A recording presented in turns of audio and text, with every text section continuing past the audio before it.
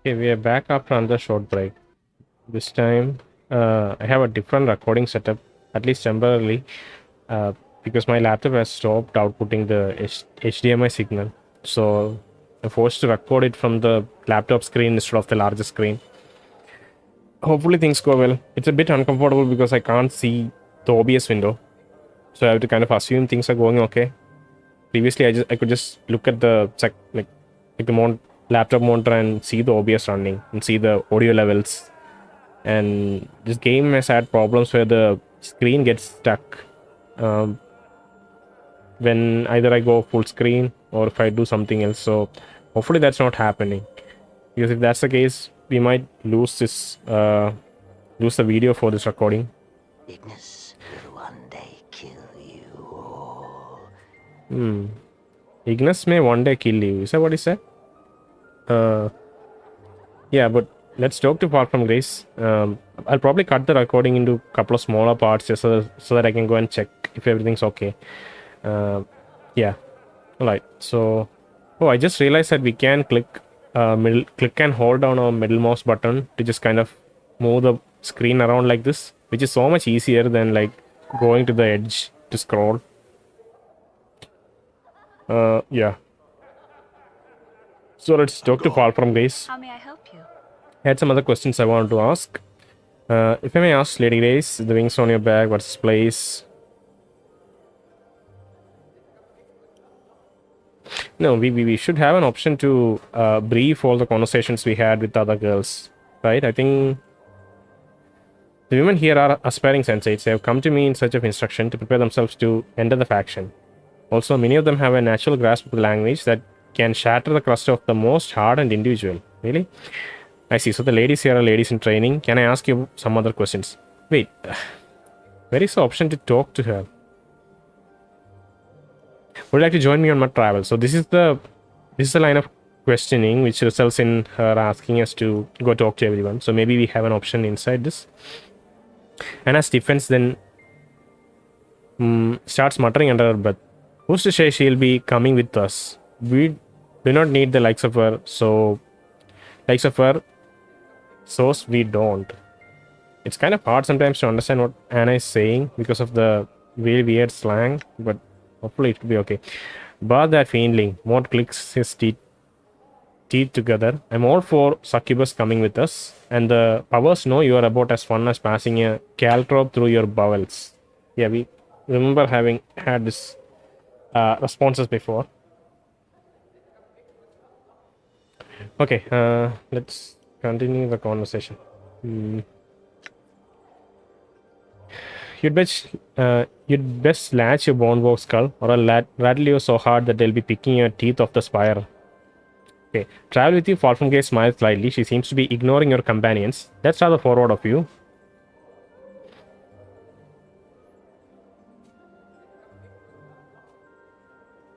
I'd rather be honest with my intentions. We had this conversation before. You seem extremely pleasant and well versed in the ways of the plains. Combined with that kind of knowledge, you'd be welcome. Hey, wait a minute. I'm the one well versed in the plains. That's my job, Chief. Having two people knowledgeable about the plains in our band seems pretty smart to me. Besides, I said pleasant too more. Pleasant on the eyes, maybe. Looks to me like all some cheat has to do is to show a little skin and you'll sign her right up. More fall silent. Not that I mind, really. I just thought I'd mention. Not at more. Look, Lady Grace, excuse me if I'm being too hard. If we had this conversation, can you just get to the part where you assign me that task and...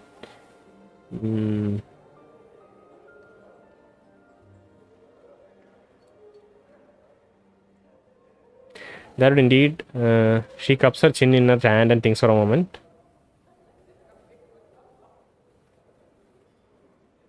We had this conversation, so we're gonna skip ahead.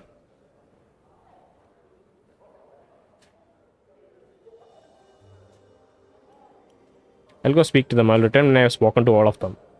Okay, I think maybe we are missing conversations with at least few of them. Do you think we should go and visit Civic Festival? Because we have some quests outside. We have to find Dolores. See, we haven't spoken to Juliet. Come on, how do I... Well, let's talk to Juliet. The dark-haired young woman is staring listlessly into space, sighing miserably and occasionally picking at the seams of a green velvet gown. It's difficult to discern whether she's depressed or simply bored. She gives you only the briefest of glances before staring off in the distance once more. Greetings, yes, I'm named Juliet. Oh, never don't mind. Leave me be, please. She gives an exasperated sigh. She gives it a shot. She tries to initiate the conversation. She tries to do her job, but she's too distracted at the moment to try for that, I guess. What's wrong? Well, nothing at all. Only that I spend my days gazing into the face of mediocrity, seeing if anything can erase its dreadful, tedious passage. Okay. Is your life so tedious? Alas, it is, she sighs, closing her eyes and massaging her temples. Dreadfully boring. I'm certain I could add some excitement. No. It's kind of thee to offer, though. I'm already with a man, sir, and I do love him dearly. It's just that I wish she taps her finger against her chin. Something more of our liaison. Is a relationship lacking then? The only thing it lacks is excitement, sir. Our families took the news to our courtship splendidly. Oh my god. Okay. Maybe they want their families to fight a bit before their love was finally accepted. His siblings love my siblings. Our friends think our union to be blessed by the powers themselves. It's a good problem to have, though. All fine and good, but things are going so smoothly. It's not right to have such a trouble-free courtship. I see. I don't know about that. Does the not has so ever had such a courtship? She glances briefly at you. It would seem that thy life is filled with a variety of problems, judging by the pallor of thy skin. I can't remember any courtship I have had. The remnants of ones I have encountered suggest that I may have had some problems. It's just that all my friends have such interesting relationships. One fraught with turmoil, feuding families, daggers at one another's backs, mad siblings, and irate fathers with large swords. I have a lover whose family loves me and whom the world loves. She sighs again. A great source of annoyance. How I wish I could formulate some way to spice things up. Like I said, it's a good problem to have. Rather than more floats close to you, whispering. I feel sorry for a lover. He doesn't know how bad he has it. Shit like this is nothing but trouble. Even more to sensing that this is not something worth pursuing. That doesn't sound wise, Juliet. Relish what you have. What did you have in mind, Juliet? I would like to egg her on with this and see where it goes. Maybe experience is the best teacher. Maybe pursuing this kind of frivolous like excitement can lead to some interesting experiences that will be helpful in our future. So let's egg her on. I'm not sure. Some element of danger or jealousy, something intense. Yeah, let's see. Why don't you have an affair? Why don't you make up some fake love letters for a hidden affair? I can pretend to be a jealous suitor if you want. I could try to do that. Yeah, I really want to get involved and mess this up if it's possible.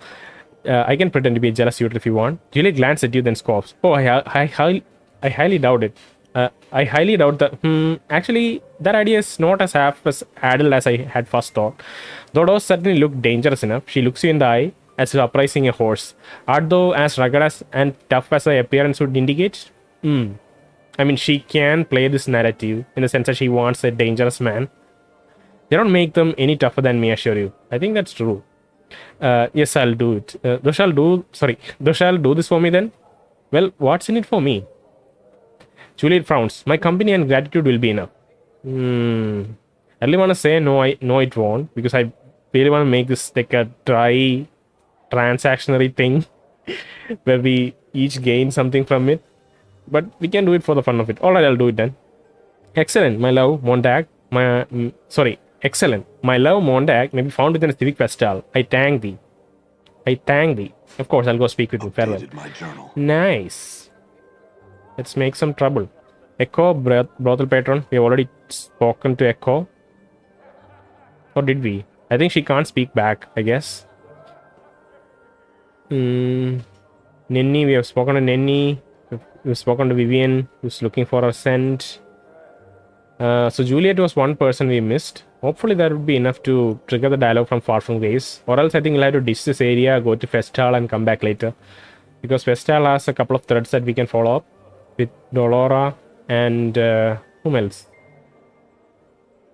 Because of the break that I'm taking in between these episodes, it's kind of hard for me to exactly remember the details of some of these quests. Which in itself is an interesting thing to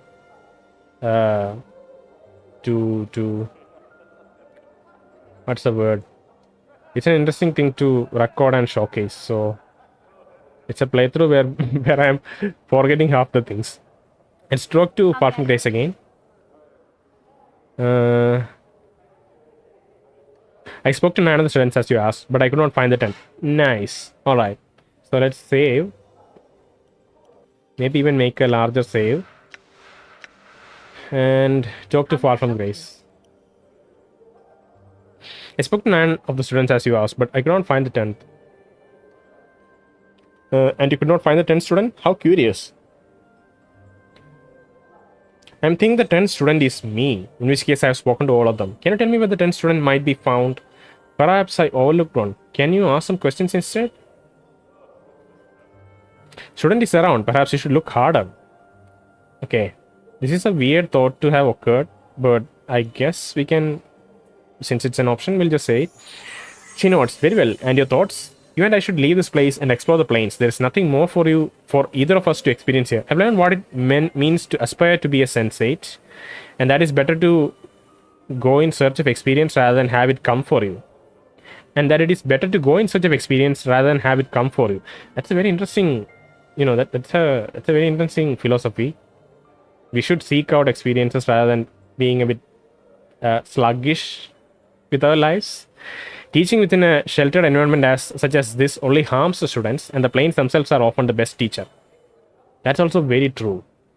They are confined within these small walls, and all the experience they have, it's limited to conversations. I think there's so much more to the world than conversations, right?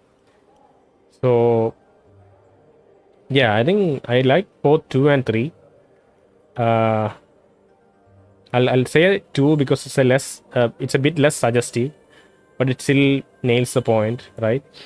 Far from his notes. Very well, I will travel with you if you still desire my company. I do. Oh my god, this is so exciting. I feel stronger. Nice. Oh my god. Just high and mighty will be joining us. Yep. What do we need her for? You couldn't possibly understand. Okay. I wish she would fall from great height. I might even bump her off myself. Okay, that was a weird little interaction because there was no dialogue box. There was no dialogue pop-up over the characters. But wait. Okay, what is happening? Aid on Mort. Okay, she just automatically healed Mort, maybe? I could not notice what happened, but she cast some spell and certain here. But yeah, earlier there was a weird little sequence where Mort and Anna were speaking, and the camera was shifting between them. I thought the game got stuck for a second. I was thinking that it was gonna crash, but it was probably focusing on these characters as they said their respective dialogues. Right, and there was no dialogue box, there was no pop-up over their head, so it was a bit confusing for a second, but they were just welcoming the new person, the new party member, and having their little dialogues about. I was so confused, I don't even remember what they said. So maybe I'll hear it back in the recording and find it interesting. Okay, we have 6 party members now. Look at her, she has a purple background, so cool. Let's look at her statistics and other things. Lawful neutral. No, none of the people with us are good except Mort. Mort is the only person who's good. We are true neutral. This person is lawful neutral. Chaotic neutral. Chaotic neutral. I wish why didn't the game have like a really varied set of alignments for these characters? It would make it more fun, right? Okay, let's see. She's level 7. She has a bunch of resistances, which is nice. She can act as a tank, maybe. What is she? She's a priest. Okay, here first priest. Weapon proficiency is fist, so it'll be interesting to see what kind of weapon she wields. Currently affected by nothing else. Bonus priest spells. Interesting. Hit points. Armor class. Armor class 0. Is she a tank? Is this priest a really powerful tank? Let's look at her stats. It's all well-rounded. She has little strength, but everything else is quite high. Intelligence, wisdom, dexterity, constitution, charisma. This is a very powerful character, it feels like, at least in terms of stats. Look at this. This is Sensates, I guess, right? There's an arm, there's an ear. I guess it's looking, and then all of these are like representative of all the senses we have, maybe. A group of individuals. who hold similar beliefs about the nature of the multiverse. Belief is power on planes. It's enough if you, yeah, it's just a description for the faction in general rather than a specific faction. Faction, Society of Sensates. Motto: know the universe by experiencing it fully. The senses form the path to truth. For the multiverse doesn't exist beyond what can be sensed. Multiverse doesn't exist beyond what can be sensed. Really? Okay. Biography. Oh, it's a long biography. Hopefully, this was already something that she has mentioned to us in our conversation. My past is not a long one, at least by Tenari standards. I do not know if you are familiar with the Tenari, but we are a race of the Abyss, a staggered series of planes filled with chaos and evil hearts. I'm a Tenari, a fiend's succubus. I grew up upon the first plane of the Abyss. My mother was a succubus herself, as I'm sure you are aware. Succubi tempt mortals to bring their souls to the Abyss. My mother was among the finest, seducing countless mortal men to their eternal damnation. She now dwells in the Abyss, selling her children into slavery. What would their children be? More succubi? She sold me to the Batistu, the blood enemies of the Tenari. I think she rather expected they would kill me, despite her knowledge of other subjects. She knows little of their culture and the delay they take in tormenting others. Okay. She has had a very traumatic history or past. She was sold off by her mother to the rival faction, expecting her to be killed off. But her knowledge about the Tenari wasn't sufficient enough to realize that she won't be killed off but tormented. Maybe that's what she wanted. I don't know. Fortunately, the Batsu are a proud species. The thought a Tenari could best them at anything was something intolerable to them, so I challenged one of the proudest of the pit fiends to a context of improvisation. And it was here that my Tenari heart allowed me to win the day. The Tenari are chaotic creatures, while it was here that my Tenari heart allowed me to win the day. She had a Tenari heart?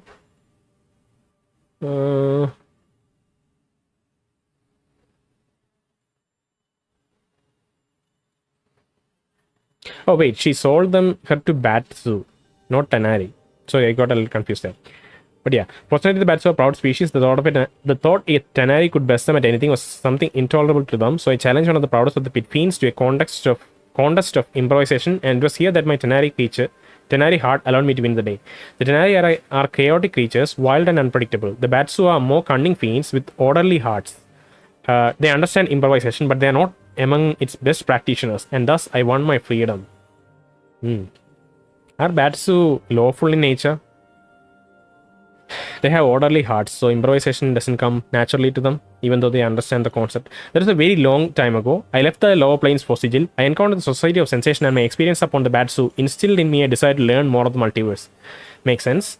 That was a why. I believe there's a truth to the multiverse, even if that truth is that there is no truth at all. I believe that the planes are meant to be experienced, and the more one experiences in traveling, in joy, in pain, in merriment, or in suffering, the more the multiverse reveals itself to you. It's a generic enough thing to say, and the more you are revealed to yourself. Alright, that is fine. Statistics and inventory. Let's look at what she has. Far from Grace's she was okay. Far from Grace's touch. This is Grace's basic attack. It does slight slashing damage. She uses her fingers to slash at people. I wonder if she can equip anything else. Far from Grace's diary. This book looks like it's made from thin paper thin silver sheets. The engraving of a woman is on the cover of the text. And there's a small lock inside the book. No matter how you try, the lock resists your attempts to open it. How can we access her diary though? Yeah, we'll try to use it sometime later. Maybe. What else? We can try to equip some things with some things on her. See if she to see what kind of things she can equip. Right? Yeah, no, it's not. It says proficiency fist, so she should be able to equip maybe like daggers, or maybe like the what's the thing, the knuckle, the things that wrap around your knuckles. I forgot the name. Oh god, what's it called? The one that she can wield? Punch daggers. No, it is. Yeah, I forgot the name of the kind of thing that you put your hand in. Like it's like a small thing that that covers your knuckles and you can hit with it. What am I doing? All right, let's put the weapons back in mode. Yeah, Fiend's Tongue. And I think, I got a feedback from one of the last episodes saying that we can use the Fiend's Tongue only when we have exhausted the quest that we are pursuing with Dolora. Once that's done, I think the option to use Fiend's Tongue on Echo opens up.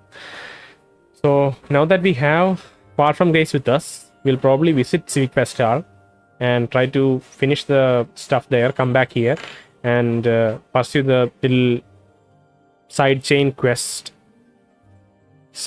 chain that we have in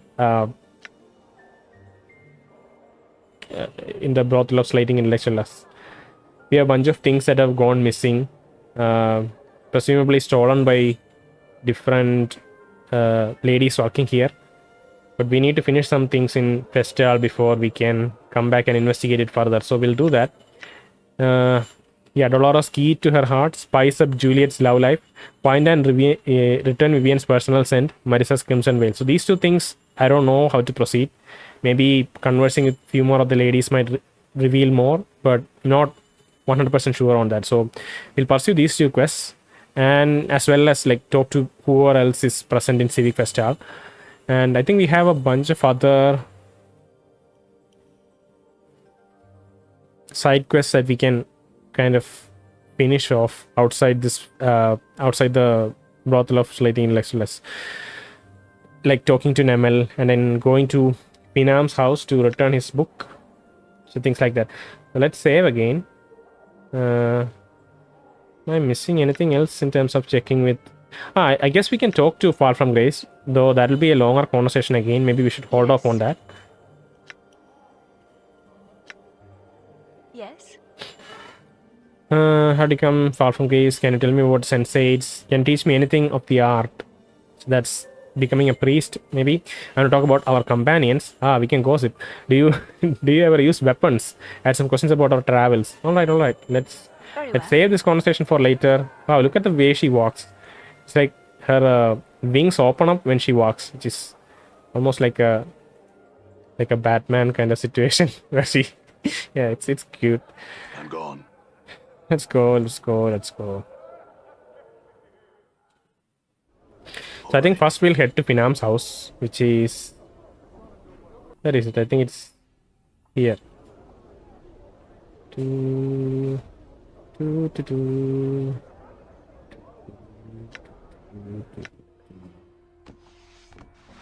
This is a research journal of a linguist named Finam. Right? Done.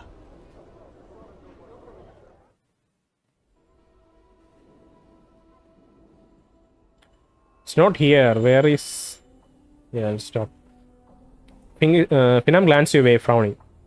Chosen to grace my home once more, have you? What did you want what did you wish of me this time? Had some questions.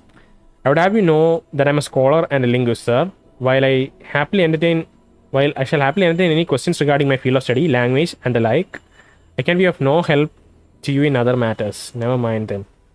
So we don't have an option to hand over this book yet, and I don't know what that's about. Unless we read the journal, we might not realize that it's Finam's book. But that doesn't seem like there's an option to read the book either. So I'll just have to hand it over, but seems like there's no way to do that either. So I don't know. I don't know what to do with this book. You know, one like cute thing we can do is we can just go to one of his cabinets and just leave the book here. And then say done. And then go out. Like, I'm not really invested in his story, so we'll just keep it here like this. I don't think it's going to do anything, but, you know, I feel like the game would save the state anyway. So, if we come back here, we should be able to find the book here. I'm gone. Yeah, it's not here. Where is that book? You go check in your drawer, mate. It's right there. Yeah. Like the thing is, I don't want to carry it around forever either. Like our inventory is already filled with a lot of like quest related items and the things from Curiosity Shop. Let's give every quest related item to Far from Grace. Quest related or unique item, I guess.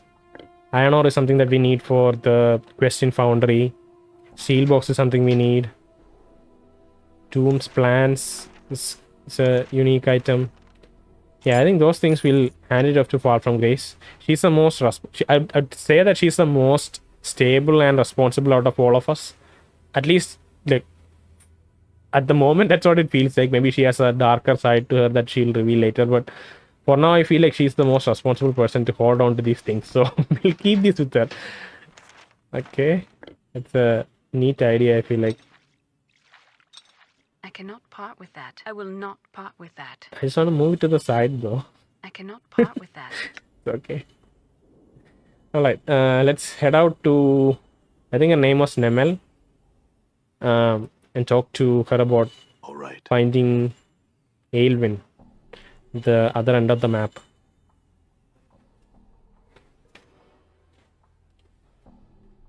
Also, by the way, let me just quickly check the recording.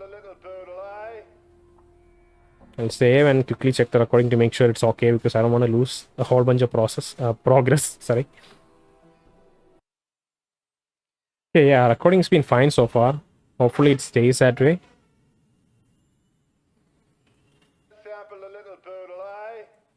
Alright, let's talk to Nemel. Nemel. It's the middle of the night, Randy Peak, and everyone's still about. The woman smiles as she greets you, her beauty no less breathtaking than the first time you saw her. Nemel held her breath as the stranger approached her. Had he found Aelwyn? She wondered. I found Aelwyn. She was looking for you too. Updated my journal. Nemel's lips form a perfect smile. An infectious happiness radiates from her, clinging to you like sweet-smelling warmth. Nemel was overjoyed to hear of her friend. Was Aelwyn close by? So, okay, suddenly I remember the context with these people. I think both of them, Aelwyn and Nemel, has the ability to kind of impart their own feelings on others without speaking or through speaking. And at least one of them was super conscious about it and like suppresses it within Sigil so that they are not discovered, I guess, because someone of their capability can be maybe exploited or like, I don't know, they would be taken advantage of in some way if such a person with such a unique talent was discovered, right? So one of them, I don't know if it's Nemel or Aelwyn. I think it's Aelwyn, who's probably a bit more conscious about her own ability and suppresses it. Maybe it was Nemel. So, and she smiles now, and we feel the happiness radiating. Like it's not just a metaphor here. It's like her happiness is really having an effect on us physically and like triggering something in us.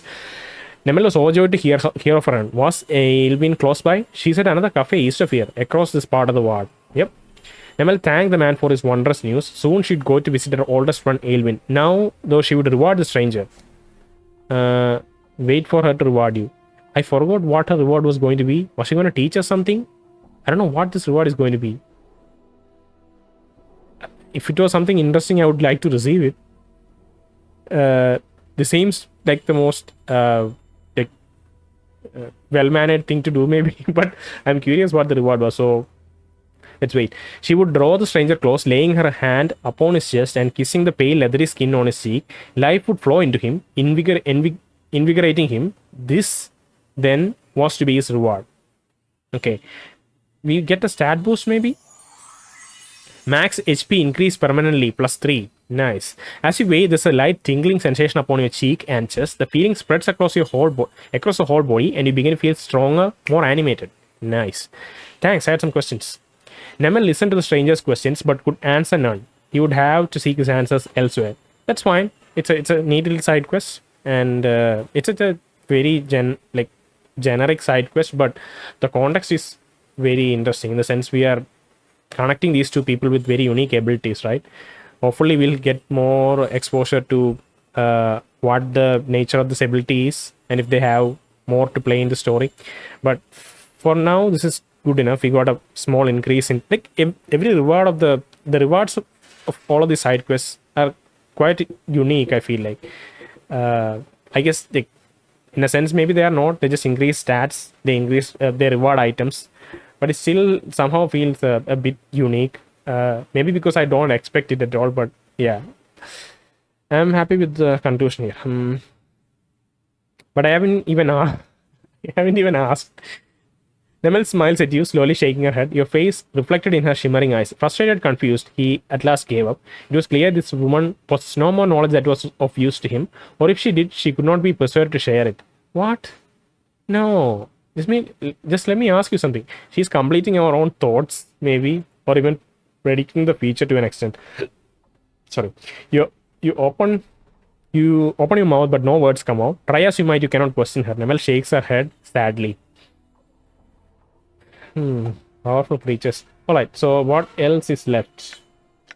I'm sure we are forgetting a bunch of things. We don't know how to deal with these two. These two things we will be dealing with in we'll be dealing with inside the Civic Festival. What about this? Split pestle and kiln. I don't remember what this is. I met a man who was actually two different people melded into one. I told him, that if I found a way to split them, I'll return. Okay, I think this is the apothecary who tried to do the polyjuice portion and kind of got stuck in between the transition. It's a weird description if you go talk to him, how his face shifts around. And I don't know how to solve it. I've like, maybe something in the curiosity shop. And okay, I also got a feedback saying that everything in the curiosity shop is at least usable, if not useful. So usable, or like, I don't know, it might come in handy, most of them at least. So if there are cheap items, we can just purchase them right now, and then at least the more expensive ones we'll skip. But maybe the cheap items we'll just purchase and keep it with the Far From Grace. I don't know why, but I always like instead of calling her Far From Grace, I'm just almost always calling her Vivian. I don't know why. Well, Far From Grace, or whatever it is you call yourself now, truly a pleasure to see you here. What do I owe the honor of your visit? I thought you rarely trafficked among our kind anymore. She glanced at you for a moment with the same faint sneer. Or is your assignment here almost finished? Assignment? What the hell? I thought that you rarely trafficked among our kind anymore. She's like across the street, Vishiga. Like, go outside your little shack for once. I don't know what assignment you are referring to, Vishiga, though your presence here brings with it many questions. Last I heard, you were a standard bearer for the company of Vulture. How did you come to Sigil? These people, they have so little context of what's around their own little homes. She replies curtly, firing a question back like an arrow. By choice. And you? Where will your orders take you next? She suddenly turns to you. You see, little man, Rishika smiles as she suddenly turns to you. You see, little man, Rishika smiles as if savoring the words. The best temptress is one that can make you buy into the illusion of being both promiscuous yet virtuous at the same time. A prostitute priestess, as it were. Mistress Grace is among the greatest. She turns to Far From Grace. Are you not? You would not think that a score 1,000 years of slavery had left their scars, no? Yeah, we have to be skeptical of her, but Rishika is no saint either. We'll probably kill her. Like, this is something that I want to definitely do at some point. Come back here and like murder her, and probably with Far From Grace with in our company. But I don't know. We'll see. She is our party member. It will be odd if she turns against us at some point, but it could also be feasible. Like it could be a very unique thing to have happen. But yeah, she replies cuddly, firing a question back. Yeah, she's saying that she has been I think she is suggesting that she has been imprisoned for almost 1,000 years. So it's no way she's as virtuous as she looks. She has hidden scars that will probably make her do things in unpredictable ways, maybe. Far From Cave speaks with a coldness you have never heard before. There almost becomes eyes as she dissects Rishika with her gaze. That is enough. Very well, though. Very well. Though you're the one who come into my emporium. Vishika looks to you. Yes. Vishika gives a quick half. Welcome back. Here to buy something? Yes, I am here to buy something. The exotic items.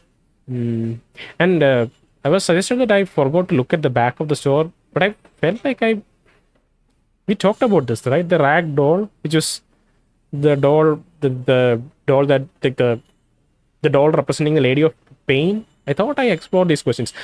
Let's check them again just to be sure. The year have not been kind to this tiny ragdoll. It is coming apart at the seams. It looks like its threads are unraveling. It's obviously intended to be a replica of the Lady of Pain, but the button eyes and its plush softness does not strike much fear into your heart. Vishika holds it up to you. This was found in a well-trapped strong box sunk deep beneath the surface of Sigil. It was part of a small hoard of treasure and forbidden magical texts, though I don't know what it's for. If you like it, it's only 99 copper coins. I'll take it. Yes, Vishika purse, a wise choice. The copper you pour into her hand seems to disappear the moment it touches her palm. She hands you the item. Please enjoy the newest acquisition. Alright, let's look at the other items. The stained lens. You examine a stained ground glass lens with the width of your hand, held in brushed steel ring. A small geared protrusion coming off the ring makes it look as if the lens should attach to some sort of clockwork machine. It smells faintly of perfume. Vishika holds it up to you. I have no idea what this really is, but it radiates fairly powerful magic. An old soldier named Gisis brought it up to me from a lower plane battlefield. He murdered his own men in order to escape his tour of duty there, and brought me a number of interesting items he'd collected over the course of the campaign. I've kept it mostly as a conversation piece, though you may have it for 149 coppers if you like. I really feel like I've read all this. Back of the store. Yevra's ring.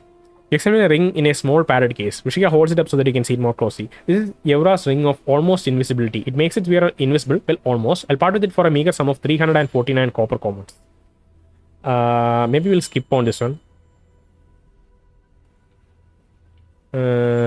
Rune covered ale stain. You examine a large pewter ale stain covered in strange runes. Vishika holds it up to you for you to see more closely. An ale mug of unusual manufacture, which keeps its constant, usually beer, of course, icy cold whenever surrounding temperature. 299 copper commons. You'll enjoy the frostiest ale you had outside of paraplane of ice.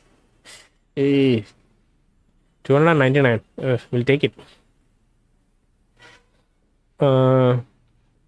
Yevra's ring is the only thing left. Let's look at the middle of the store. Vishika smiles. More items. Examine the metallic cube figurine. You examine a small metallic replica of a cube-like creature with huge eyes on one of its faces. The toy has 2 legs, 2 arms, 2 folding wings, and at collector's item, perhaps a piece of artwork. Who knows? But I like it. But if you do buy it, ask around. Someone might know more about it than I. You can have it for 1500 copper coins. Okay. This is something that we might optionally trigger a dialogue with. We might not be able to predict if someone will know about this unless we're like really astute. So I feel like it'll be safer to just have it around so that whenever we speak with someone, the option just pops up and we realize that we can ask it to that person. But I don't want to spend this much money either, so we'll skip this for now. Maybe when we have a bit more comments, we'll come back here and get it. Front, back. Examine the monster jug. You examine a plain looking jug. Despite its common appearance, you feel reluctant to touch the thing, as if it might bite you. Vishika watches you chuckling, then shrugs. It's a jug. It's got some sort of monster trapped in it. That's why your hair's prickling up like that. If you like it, it's 123 coppers. That's cheap enough. I'll take it. Same response. Look at the exotic items again. Look at the front of the store. You look at the various shelves towards the front of Vishika's shop. Baby oil. You examine a number of small bottles, each labeled as baby oil. Interested? It's a real thing, of course. Thousands of mortal babies went in the making of this stuff. Oh, we can't buy it. Again, I remember I remember this response. We are not allowed to buy baby oil. Let's see other stuff. Chocolate quasit. It looks delicious. Sorry. You examine a twisted little imp-like creature sculpted out of pure milk chocolate. It looks delicious, does it not? Imported from the lower plains. These are rare, and quite prized by the lovers of chocolate and confections. It's a real quasit, a fiendish familiar, polymorphed into chocolate by powerful sorcery. It's only 199 coppers. Let's take that.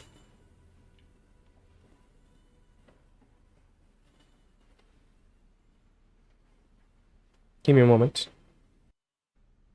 Right, let's continue. Front of the store again. Codex of the Inconceivable. I think it's very costly.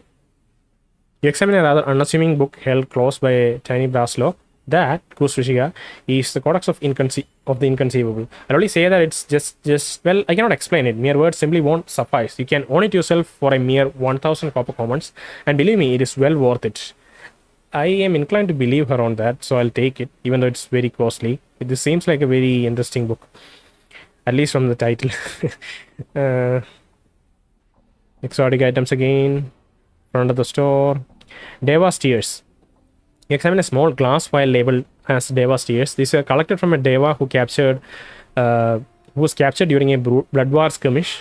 The fiend tormented the imprisoned angel for eons before he at last escaped. This small bottle holds the 12 tears he shed in that time. The price is but 100 copper commons. That's cheap enough for Deva's Tears. We have no idea what this could be used for. Exotic items from the store. And I feel like the way I'm playing this game, taking breaks in between, almost extended breaks of almost like a week-long breaks in between, I feel like I'll probably forget or like won't catch as quickly the places where we could use these items. Yeah, it'll be interesting to see how much I can piece together these things. Examine the elixir of horrific separation. This can be used for the polymorph, like not the apothecary maybe. You examine a bottle labeled as elixir of horrific separation. Vishiga presents it to you. The stuff was compounded by a scholar who found she possessed a darker half, a side of her which took control at times and bade her do awful things.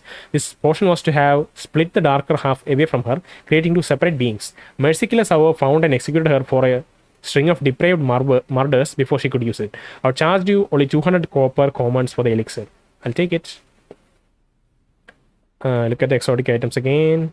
Front of the store. There's only baby oil left. Middle of the store, only metallic figurine.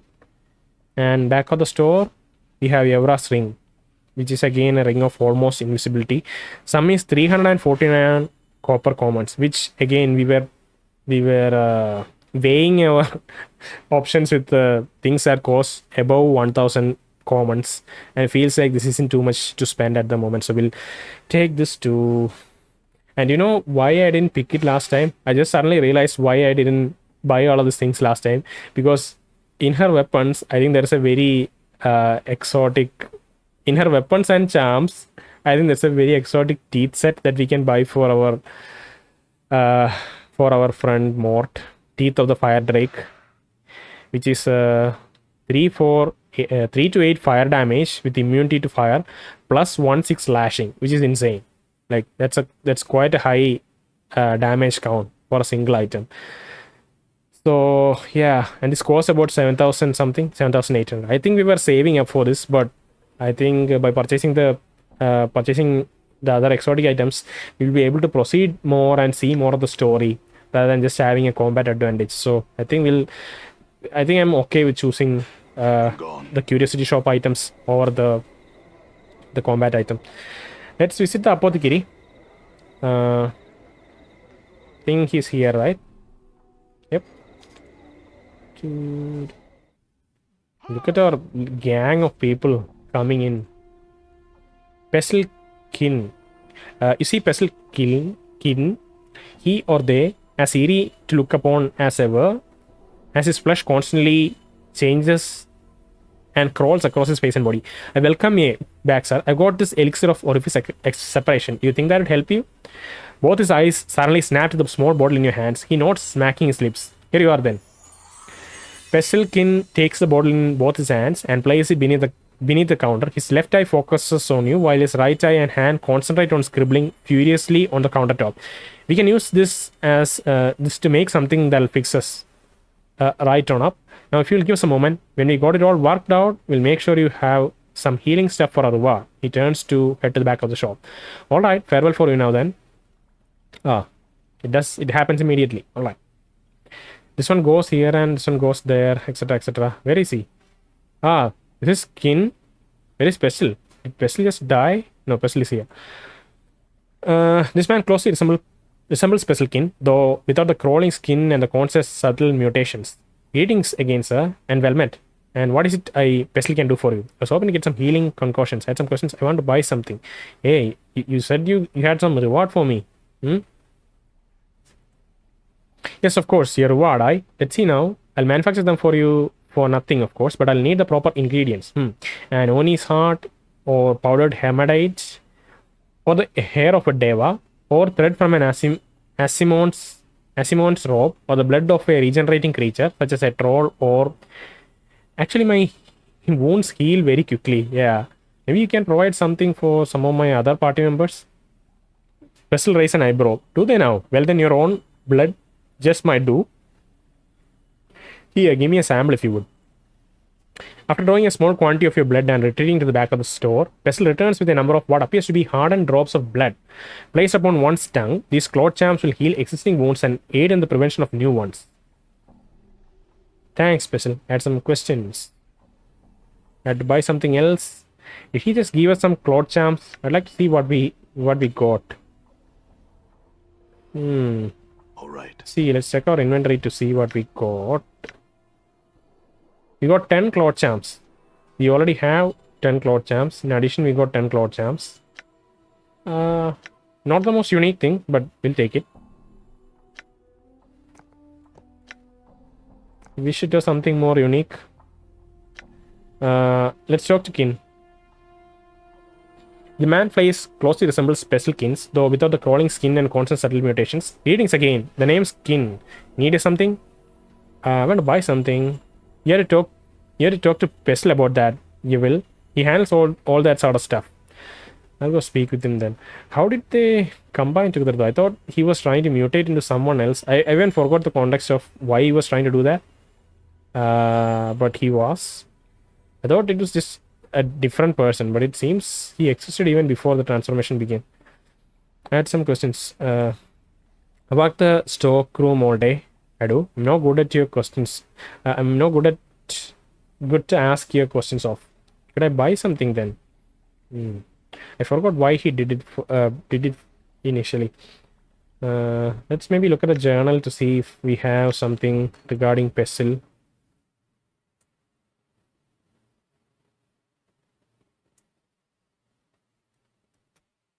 Yeah, we don't. We might have it in the quest log, but I don't think the quest log has a detailed enough description for us to pull anything from. So, Pestle, right? Been completed, I guess. I gave Pestle Kin an elixir of orifice separation, an enchanted concoction that he was able to use to split back into Pestle and Kin. It'd be nice if we could have different sections in here, at least the same description it was at some earlier, like some prior point. In that case, we'll be able to see the list of different steps we had to take to finish this quest, right? It's only the last step that's written here. Kind of like the smallest, shortest summary. So that's a bit unfortunate, but we'll have to deal with it. Again, doing it in such a long stretch, doing the playthrough in with such long gaps in between, I kind of forget the context of some things. Aelwyn again, let's talk to her once. Aelwyn claps her hands together and bows her head to you in thanks, tears of joy falling from her golden eyes, just as your own eyes begin to water. She wipes away her tears and smiles, causing a wave of intense pleasure to wash over your entire body. Aelwyn thanked the stranger. She had been reunited with her dearest friend Ramen. Oh, is Nemel around? I didn't notice it. Of course, now tell me of our previous meeting. That's curious. My journal. The name I, Aelwyn, choose for you, stranger. The name I, Aelwyn, choose for you, stranger, is not so fitting. You and I, Aelwyn, have met before in the fest hall, in a place you could not have been where you were. In a place you could not have been where you're not a sensate yourself. Whether you recall or no, unless you betrayed the society of sensation at point, you are a sensate. I see. Tell me more. Okay, so Aelwyn, I guess again me forgetting the original context of the conversation. I guess Aelwyn said that once she was reunited with Nemel, or once we helped her reunite with Nemel, she may be willing to tell us about our past. In the sense she met us before, and I guess she's giving that detail now. I see. Tell me more. She notes, you and I, Aelwyn, have met on 2 different occasions. The first was no less than 2 centuries past. The last more recently, perhaps no more than 50 years ago. That's like such a huge gap. Oh my god. 2 centuries? That's quite a long time ago. She notes again, my Aelwyn's people are extremely long-lived, forgetful one. Long-lived, forgetful one. She sighs unhappily, causing a chill to descend over you. Once you seemed a different man, then, less grim, less scarred, so eager to see all the multiverse had to offer. You courted me, Aelwyn, then, and was nearly taken as a lover, but then you disappeared. Where did I go? I, Aelwyn, was told you have been slain, murdered. She looks up for a moment to peer curiously into your eyes. I met you only once more after that. So even after we were reported to have been slain, she has met us maybe 50 years ago. Did I remember you then? No. She shakes her head sadly, then touches her throat. No, you did not. You lashed out at me, Aelwyn, made to slay me. Screamed how I, Aelwyn, could not fool you. Would not ensnare and murder you. Wow. We were quite scared of her attempting something of that nature. What happened? We had met in one of the northern towers of the Festal on the 7th floor. Before you could choke the life from me, I, Aelwyn, used my powers to bade you leap from a window to your death. Interesting solution. When I, Aelwyn, finally went in search of your broken body, you had already gone. You did what? You did what? This is the whole of my Aelwyn's tale for you. We were not strangers once, but have now become so. Farewell, stranger, and may fortune walk with you in your travels. Man, I can only imagine how it feels like leaving so long and like recounting that tale as nothing but just a small incident in the past. Thanks, Aelwyn. Farewell. Is Nemel around? Nemel is not around.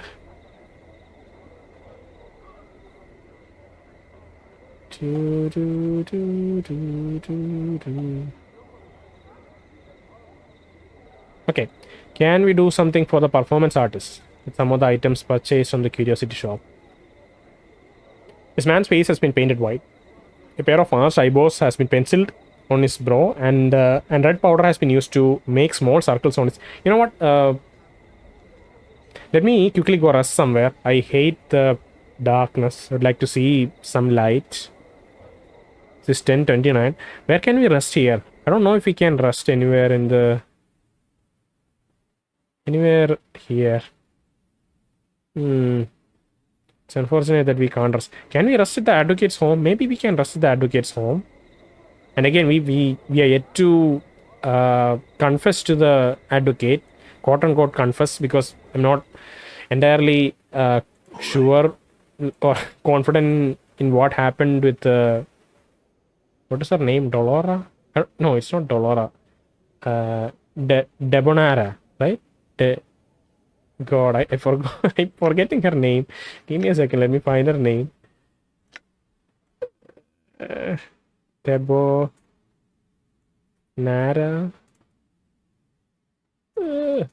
I'm so annoyed that I forgot the name of the lady we met long past. Maybe it's just written here. Dionara. It should be Dionara. Come on. Diona.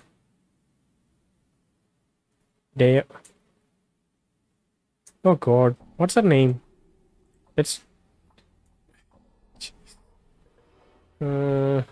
just scroll down a tiny bit. It should be somewhere here. Dionara. Cdeiona. Dionara's father. Yeah, I am not too sure about what happened to Dionara, even though she told her story. So yeah, I was holding off on confessing to advocate. He's already grieving, missing his daughter, having run off with someone from the sensate. He has confirmed that she died by going and looking at the dead book outside the mortuary. So, yeah, I didn't want to break it to him. But I'm here to see if we have an option to rest in his house.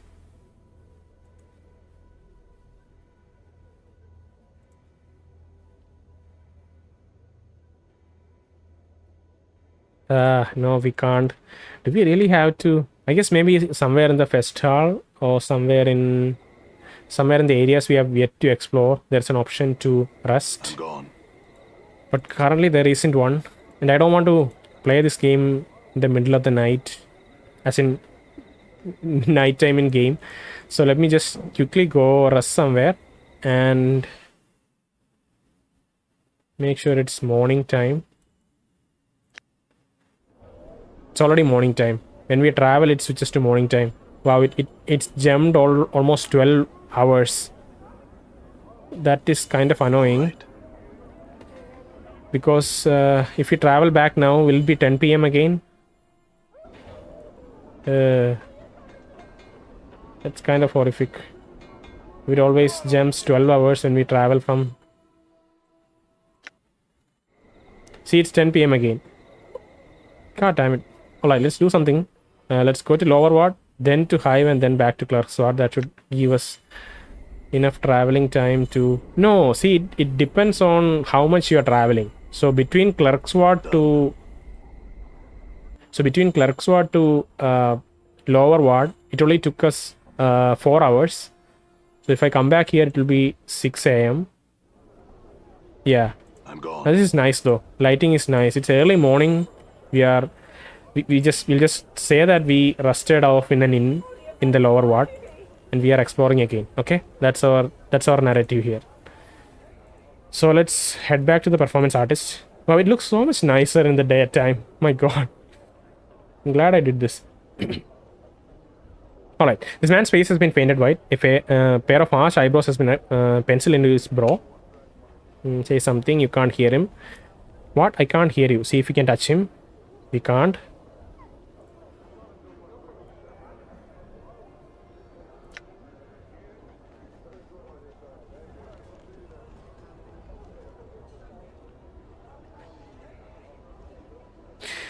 I believe I've heard of this sort of performance art. It's common on a number of prime worlds and widely loathed on more than a few of them.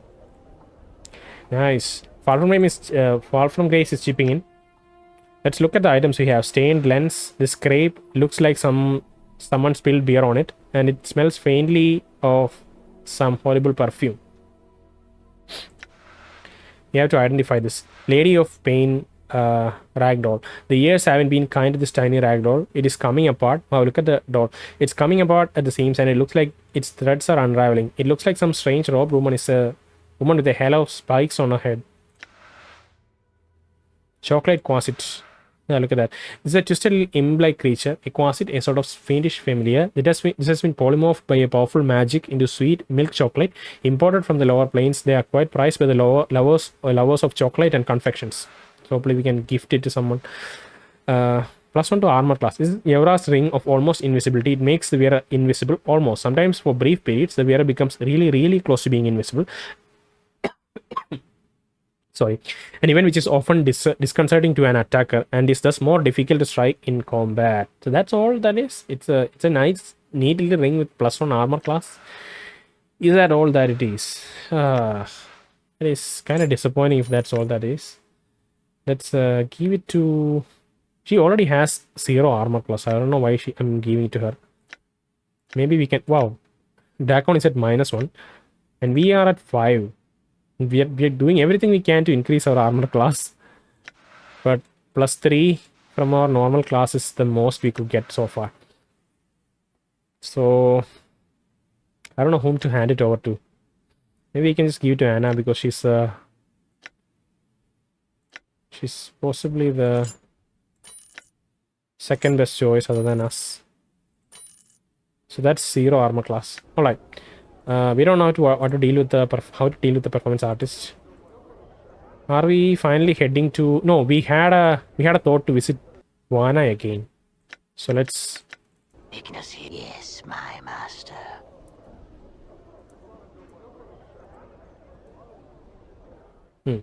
So let's talk to Anna again about yes. Yana smiles and motions you towards her. Greetings again. Do you have questions regarding one of the pieces? No, but I do have other questions. Of course, please ask. Can you see? You look familiar. Do you know someone named Yes? Yep, that's what we are here to ask. That is my daughter. For a moment, there is a hint of sadness in the milky whiteness of her eyes. We no longer speak to one another. Why is that? There is nothing to be said between us. She has gone off in pursuit of stories, all for reasons I'm unaware of. You don't know why she's in search of stories? She told us. We could tell you what it is.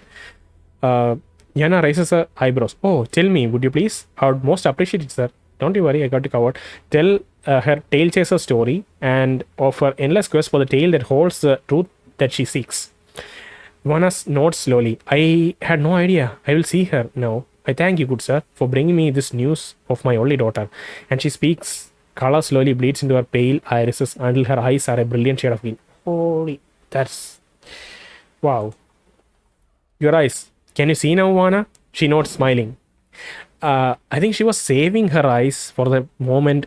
I forgot to ask this question again just to confirm. But I think she responded earlier saying that it's by choice that she's blind and that she's waiting for a moment or something. I don't... God damn it. See, that option is gone. About can you see Ivana? I wish I could... You know what? I forgot if I quick saved. Let me see. Time is 11:12. Let me see if my quick load is close enough. In that case, I might... Yes. Quick save. No. Wait, 15:27 Clerk Sword. What is the time now?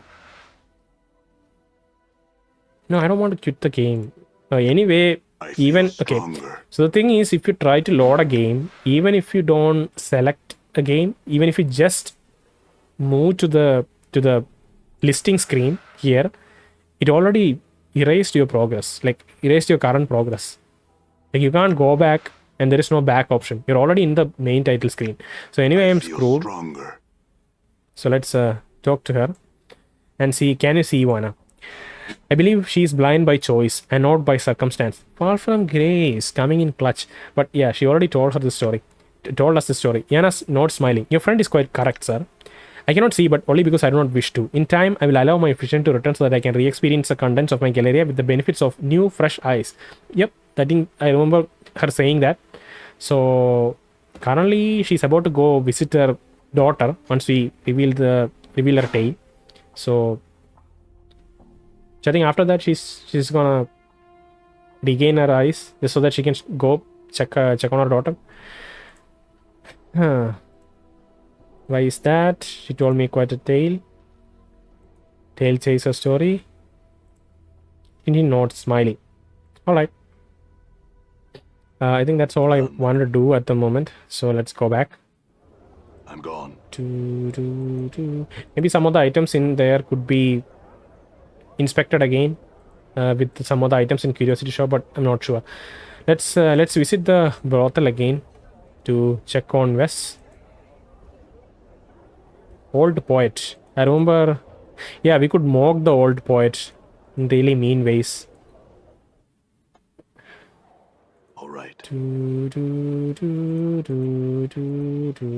Did your mom talk to you, Wes?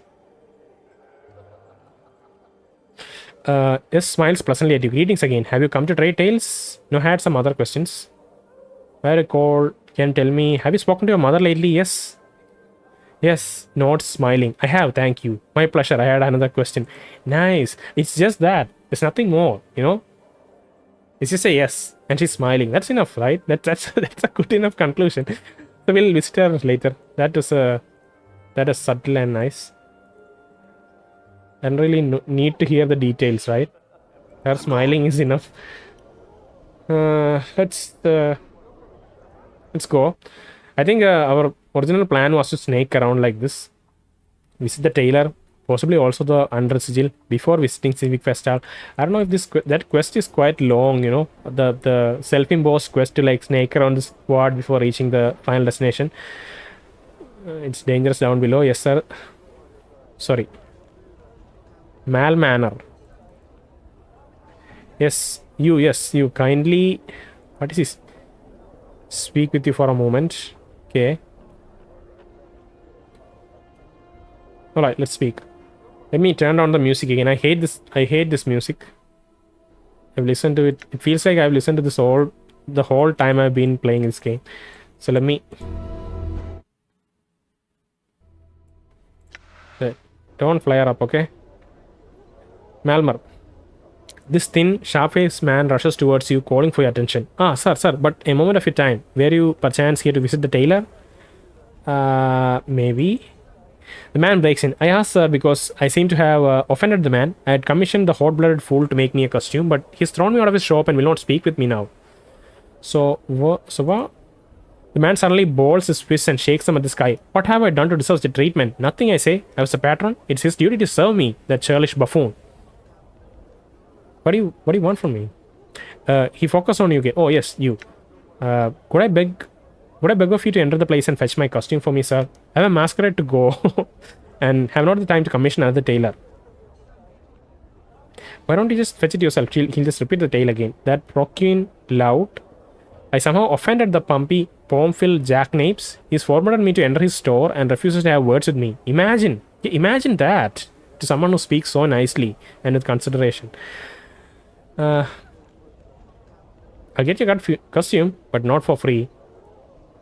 You'll what? The power's sake, man, you're just fetching a costume. It won't take but a moment of your time. I certainly don't think such a meager act is worth a wage, sir. Then it's not worth my time. Farewell.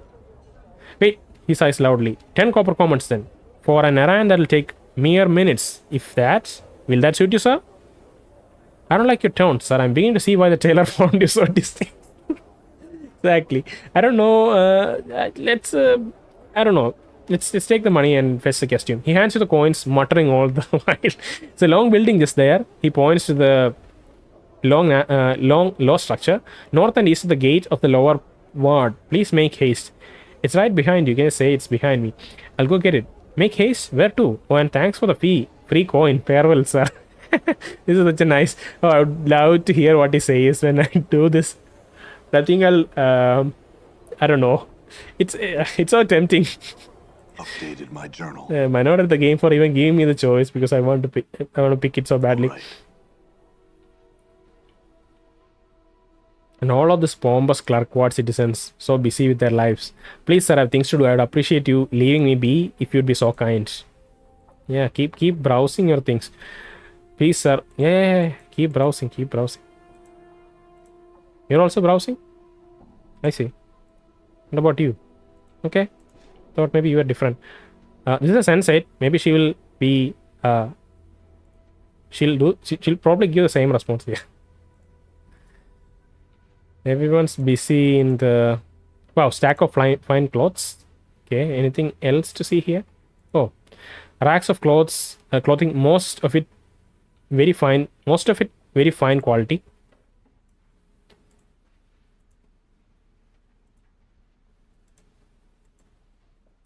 High quality textiles. Racks of clothing, most of it very fine quality. There's a little changing room here. Neat. I think there's a changing room. Should be right. Oh, it's a hidden chamber here. Conclaves. Mr. Conclaves. The man that pissed you off is waiting outside. He wants to get his costume from you. Maybe I can even hand over the 10 commons that he gave me just as an incentive for you to return his costume.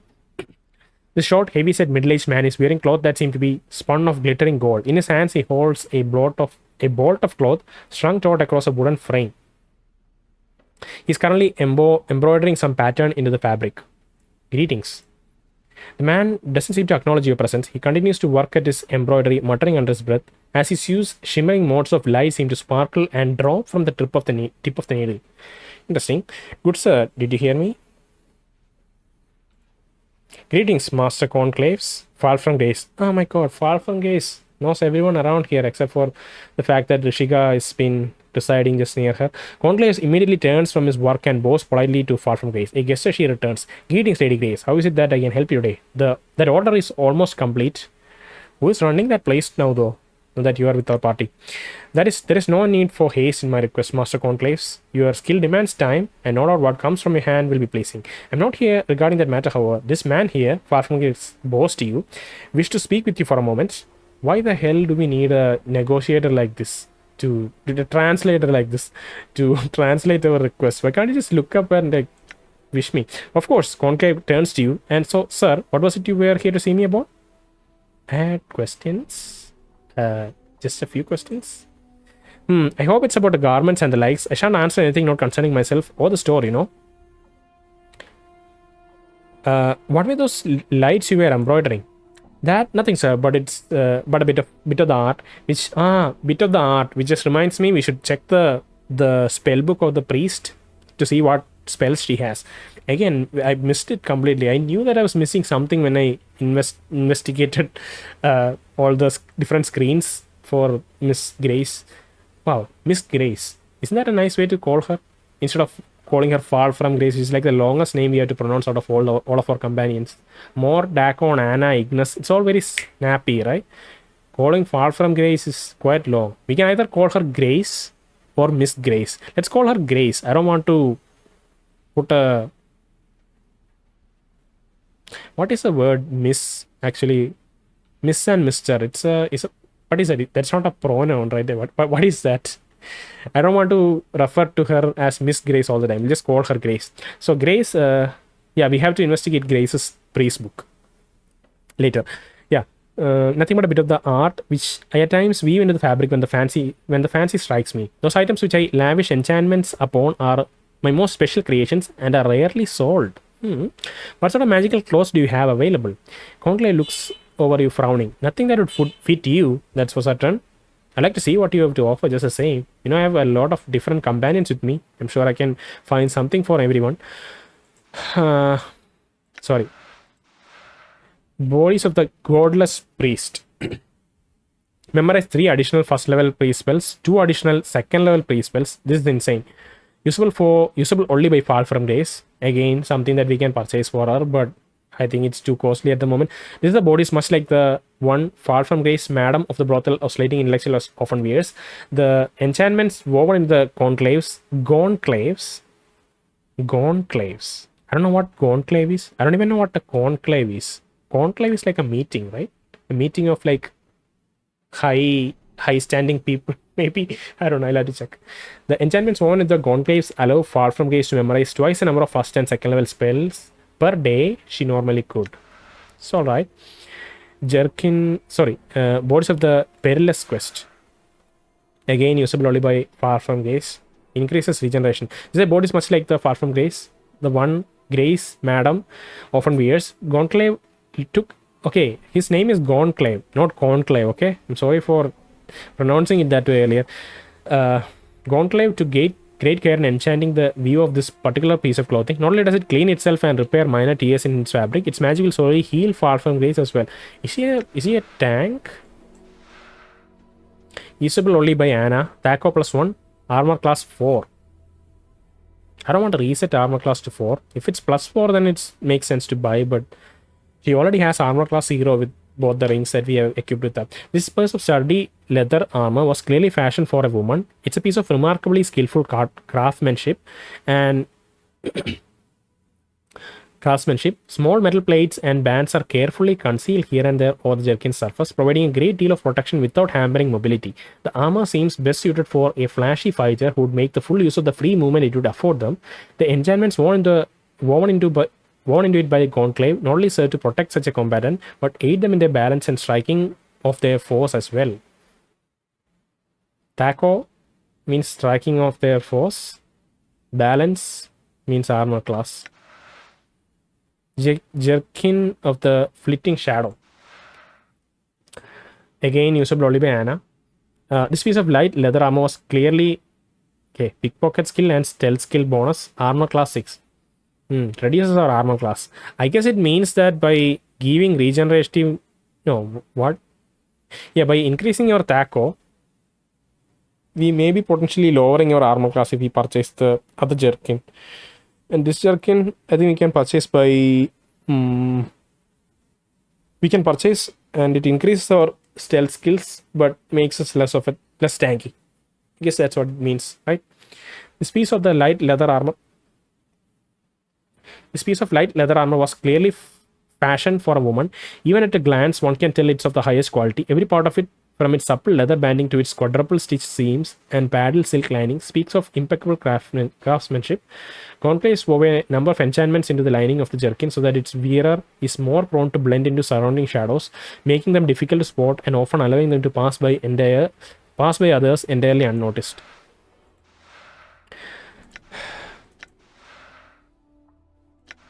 Yeah, he also sells needles. That's cool. Now let's talk about the Desmond clothing. After a quick save. Conclave sits down something he was working on and notes to you. You come again, sir. Good. What can I help you with? So I guess if we came to the tailor shop without faltering ways, he might not have entertained our requests to speak with him. Maybe. I don't know. I hope it's about the garments and the like. I shall answer. Yep. Okay, that leads to the same. Okay, I want to pick up a Desmond costume. You are in luck then, sir. I happen to have one available. It is cost by 30 cop. Its cost is 30 copper commons. I'll take it. Conclave takes a set of neatly folded robes from under a counter. Here you are, sir. I would warn you though, if this is for the upcoming masquerade of Lord Air, many folks are already attending as Desmond. What does that mean? Here you are, sir. I would warn you though, this is for the upcoming masquerade of Lord Ed. Many folks are already attending as Desmond. So let me quickly check again what masquerade means. Masquerade.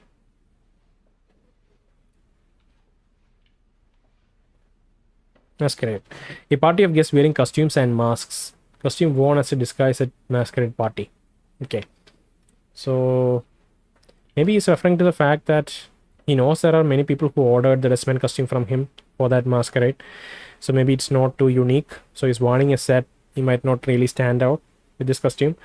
Or it's just that the person outside, I don't know his name, the annoying person outside. Yeah, Malmaner. I guess he's aptly named Malmaner.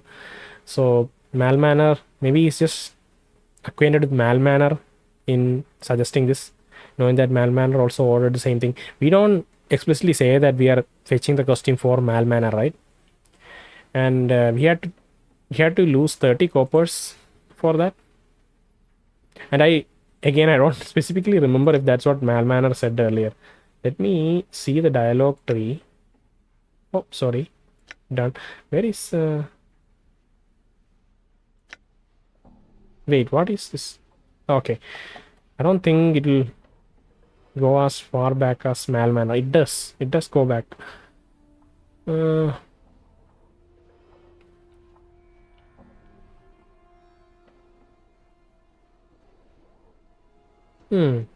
Did he ever mention that it was a Desmond costume that he wanted?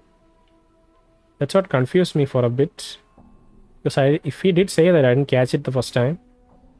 That was specifically a Desmond costume. I was going to come here and ask that the man outside ordered a costume from you for the masquerade ball, and could you hand it over to me? That is what I assumed our questioning was going to be.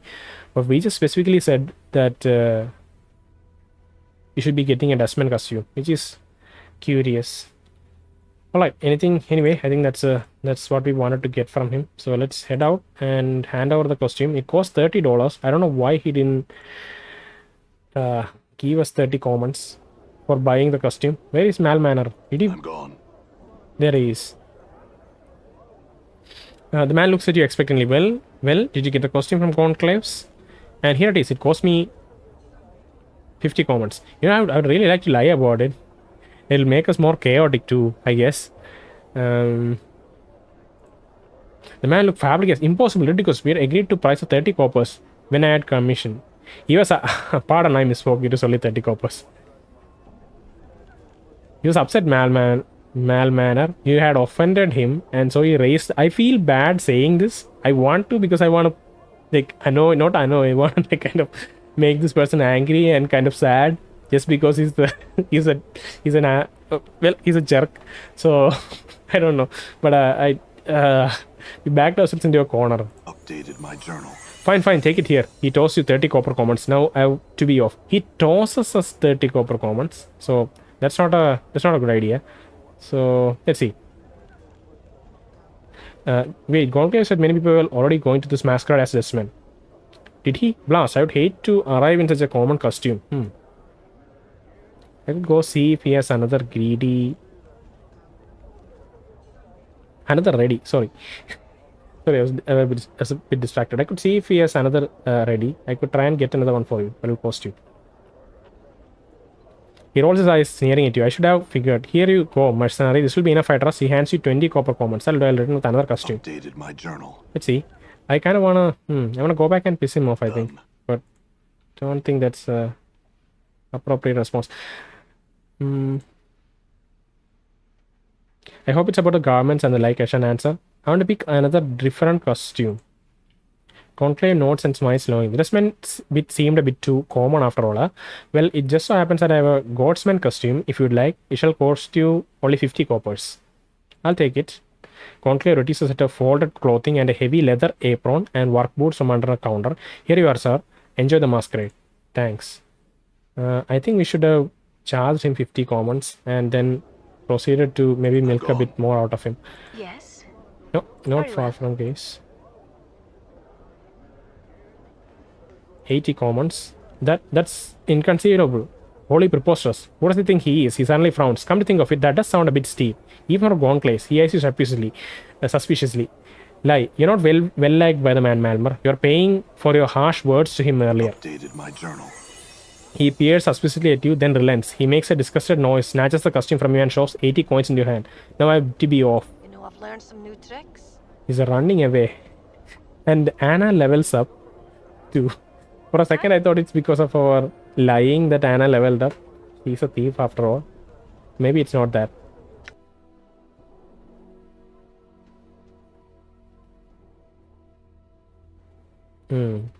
Interesting.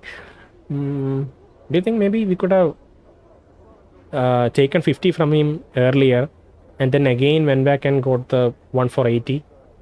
Not sure. But it seems like a reasonable point to stop, and I don't want to restart this quest just to see what happens if we ask for 50 the first time.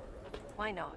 At least we could good as scam him a little bit. I'm gone. So I'm satisfied with that. So let's go on.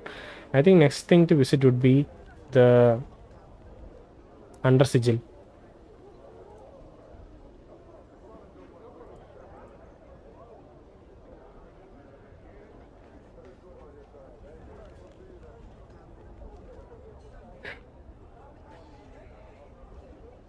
This ominous looking archway leads underground. Right, Harmonium Officer. This Harmonium Officer looks to be guarding the stairs beside him. You think you may have encountered this particular man before, but the great elms and identical Harmonium armor, it's difficult to tell one from another. Greetings. The man casually motions back to the street. Move along, sir. What are you doing here?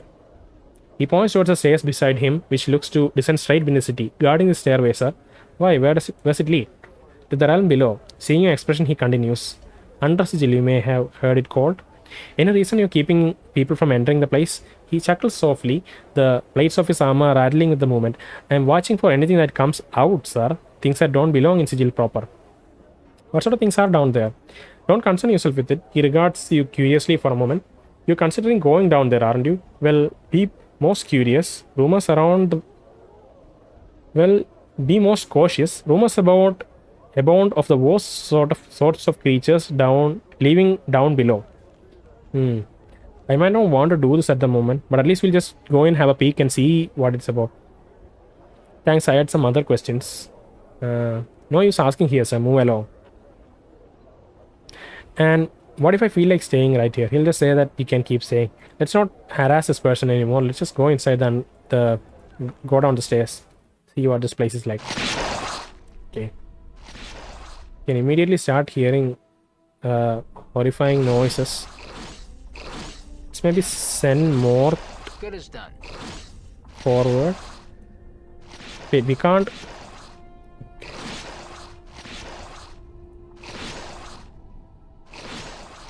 I'll reduce the sound for that a little bit because I think it's a bit too high.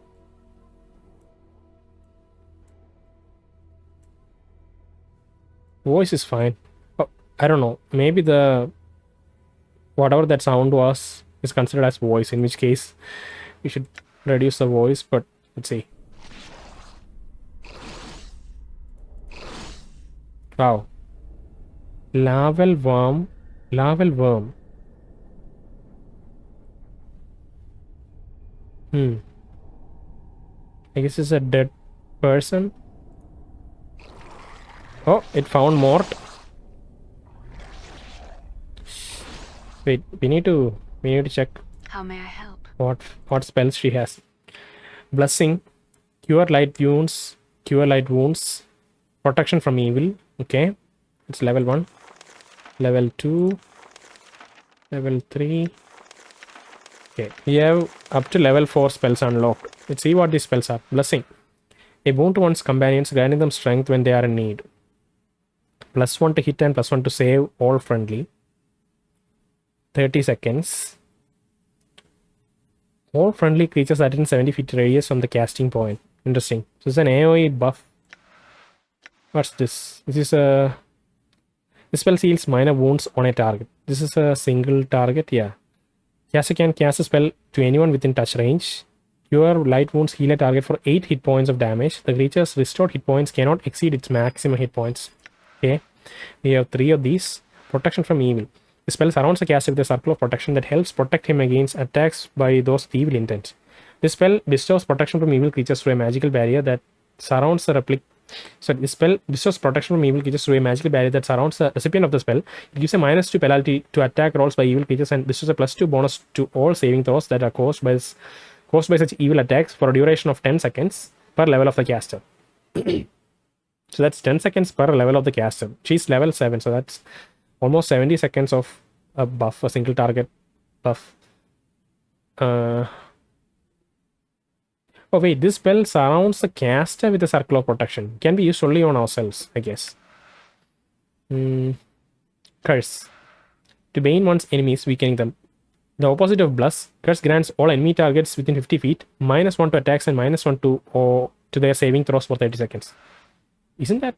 I think... I don't... Like, we have a bunch of healing items, so I don't think Cure Light Wounds is that... It takes up a spell slot, right? So I don't want to do that at the moment, so let's use Curse instead. Oh wait, we are in combat right now, so I guess we'll stick with the ones we have. But Curse is really good. Detect Evil. Spell detects evil intent, revealing inner nature of the target. When cast, the spell detects any evil emanations from the creature within range for 50 seconds, plus 25 seconds per level of the cast. Evil intent. That's an interesting way to... That's an interesting spell. Maybe it's not combat related. Maybe we can just cast it in a city and then see that what are the potential threats. Not too sure. Protection from evil, we already have that. Halo of Lesser Revelation. Lines a priest's enemies with the halo of light, making them easier to see and be hit.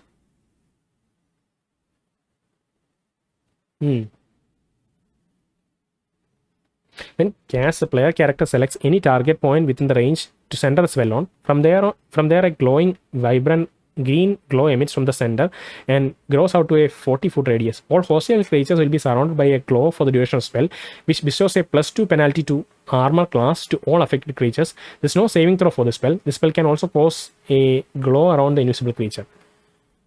Invisible creatures.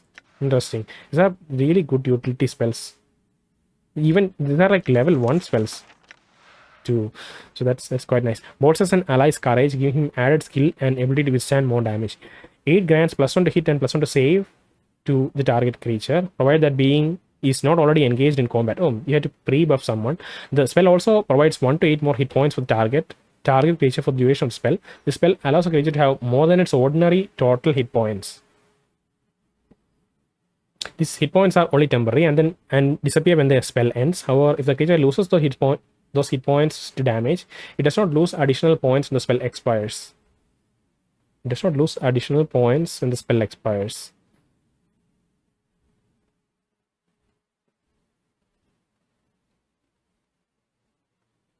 Oh, okay. I think I get what this means. So, cure moderate wounds. Spell seals moderate wounds on a target. 11 points of damage. The creature's restored hit points cannot exceed its maximum hit points. I feel like all of these spells wouldn't be too useful because we already kind of gather a lot of healing items. We can use that to heal our party members, and the healing items are even more powerful. I think a Cloud Charm probably heals us for like, how much does it heal us for? 18?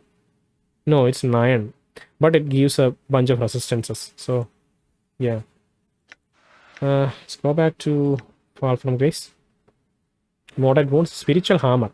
The spell summons a hammer of spiritual energy to smite your foes. When the caster chooses a target within range, the hammer causes 4 to 10 points of bludgeoning damage for every 3 levels that the caster has, acting as +1 weapon, +1 to hit, +1 to damage, gaining an additional +1 for every 6 levels of the caster to a maximum of 3.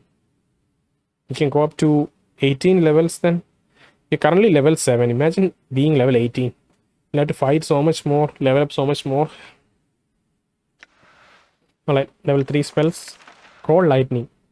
The caster can call 1 bolt of electricity, hurtling it down upon our enemies for 2 to 16 points of electrical damage, plus an additional 1 to 8 points every level of the caster.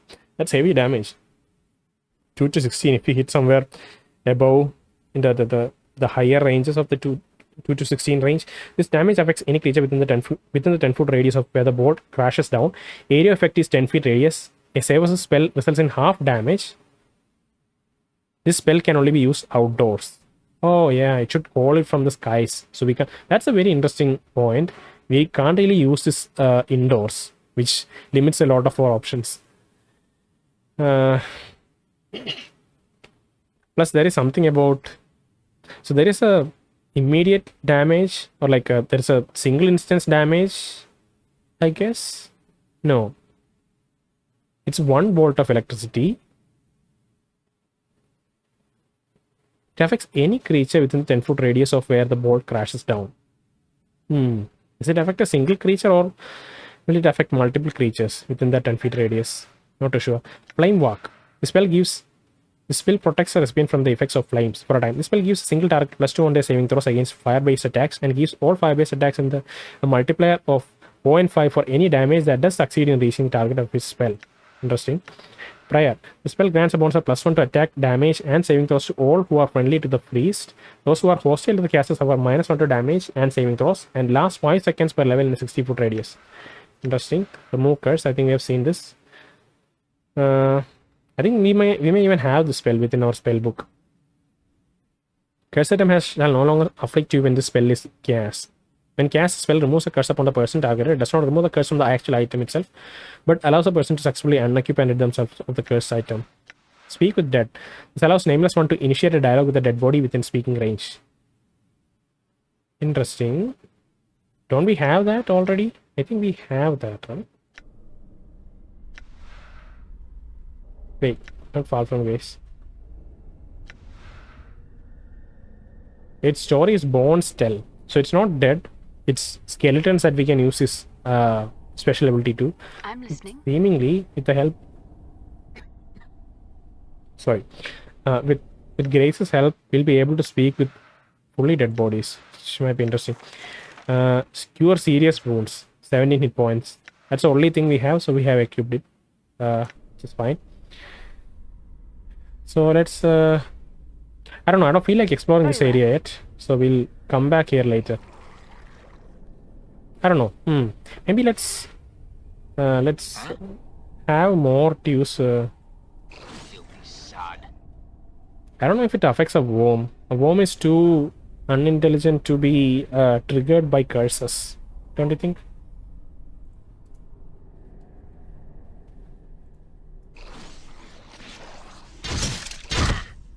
Okay. Is it dead? Barely injured. Alright. So let's use here. one of the spells, one of the buffs. 70 feet radius companions. Alright, let's use that. Mercy, lend me strength. And let's choose some of the spells we have. Oh, we have kind of exhausted all our spells because we haven't slept in quite some time. So What? we don't really have any spells. Submerge the will. Grow strong. What's up, Chief?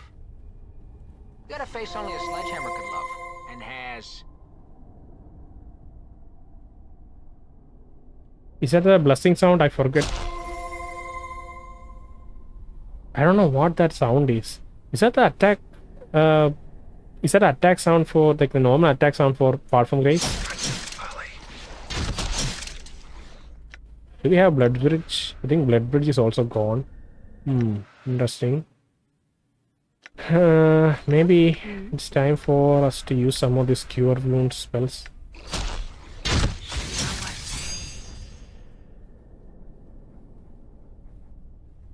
Let's finish off the badly injured one first. Ignis, Ignis hears you. you can use some of your spells, by the way.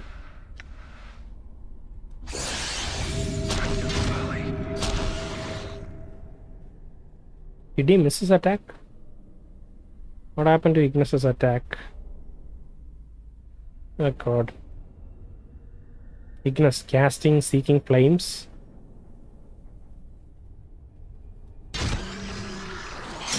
Had to wake up from the dead in a place like this. Ugh. Barely uninjured. I think we are doing a poor job so far. I hear your words. Submerge the will of... Yes? What did you wish? Hallucinating all What's this. the word, Chief? is being targeted by Dakon. Targeted. Perfectly good waste of arms and legs.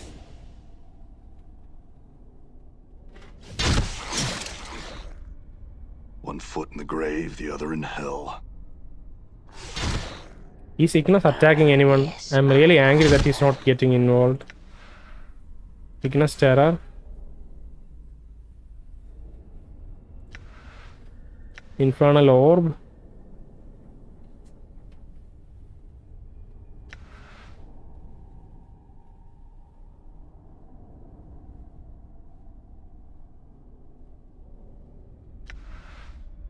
Was kind of not prepared for a fight like this.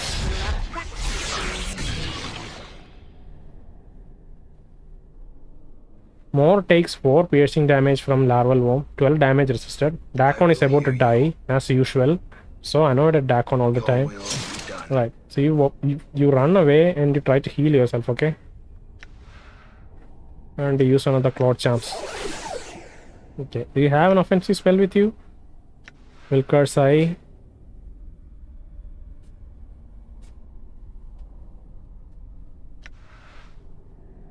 Injured, maybe uninjured.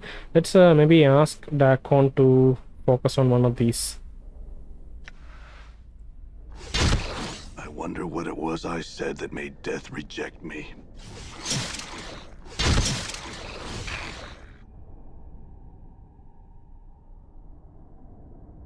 Yes?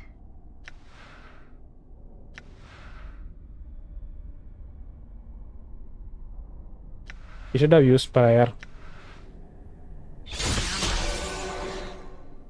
Now, let's use the Cure Serious Wounds on Mort. Balance. And then in all Dakon. things. Come on, Dakon, I asked you to use Wilker's Eye. No, near death. Uninjured. Should try to dispatch off.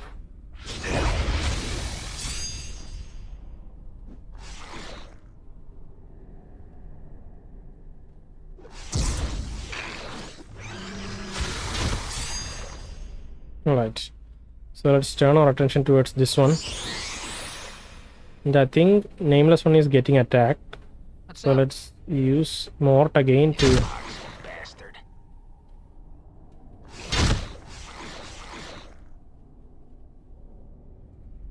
Crime scum. Alright. Now... What do you wish of Ignis? Ignis... Infernal Shield, Elemental Strike.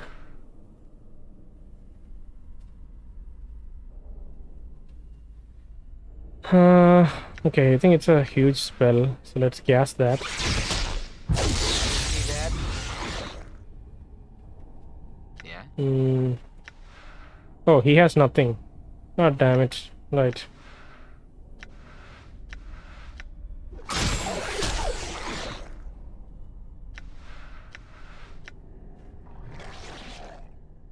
Dakon, obviously, we need to run away. Your path is mine. How may I help? Spiritual Hammer.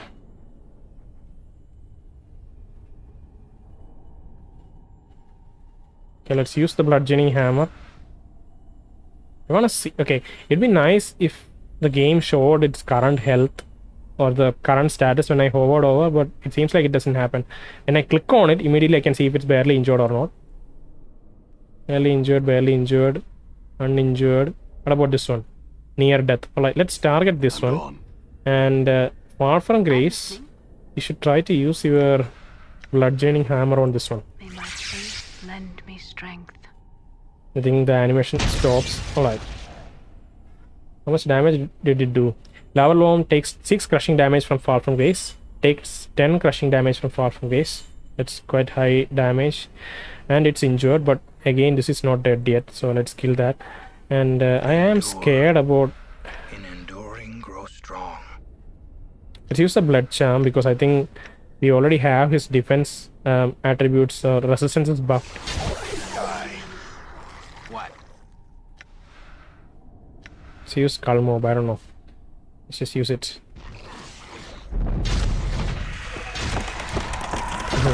Look at that.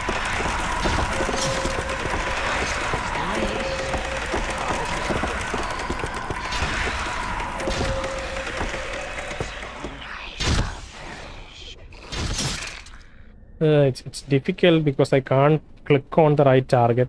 This little larval worm here was kind of hidden out of sight, so I couldn't click on him earlier. Rock sings true. Ignis is also getting attacked. Let's... It shall Right. And I hear Dakon, your word. Your you need to will run be away. done. Alright. And Mort up, Chief? supposed to tank this. You know, if I gotta slam my eyeballs against you one more second, I'm gonna puke. Right. Grace, I think... Oh, wait. How did Far From Grace died? Jesus Christ. I didn't realize she died. Oh, wow. We'll have to check back to see how Grace died. Is it long ago? 15 piercing damage from Lava Worm. Everything's clumped together in this little small area. It's difficult to kind of strategize when it's clumped together like that. I think we have enough party members to pull through though. So let's use some bandages maybe.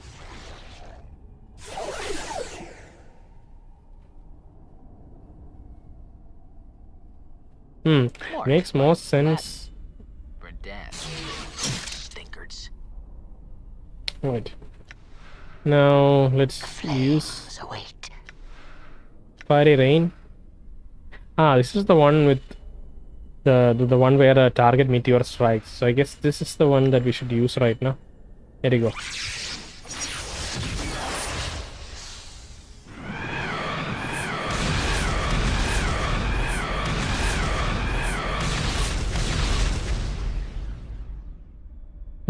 Interesting. It just took 1 damage from that insane animation. Why the hell did that happen? Anna is almost completely useless in a situation like this. My jaw is hanging on by a thread. Would you give me a hand here? Oh my god, Anna. I guess what we can do is like give all the utility items to Anna and have her like do all of these things.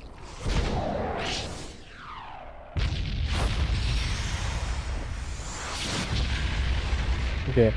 We used up that item. That's gone. Bone charm. What does a bone charm do?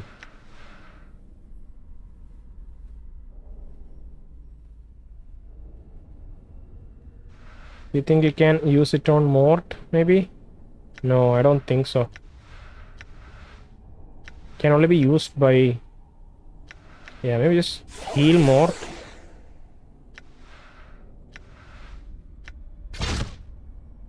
Oof, 13 damage. Oh, okay. We were healing Mort when... But suddenly, there are...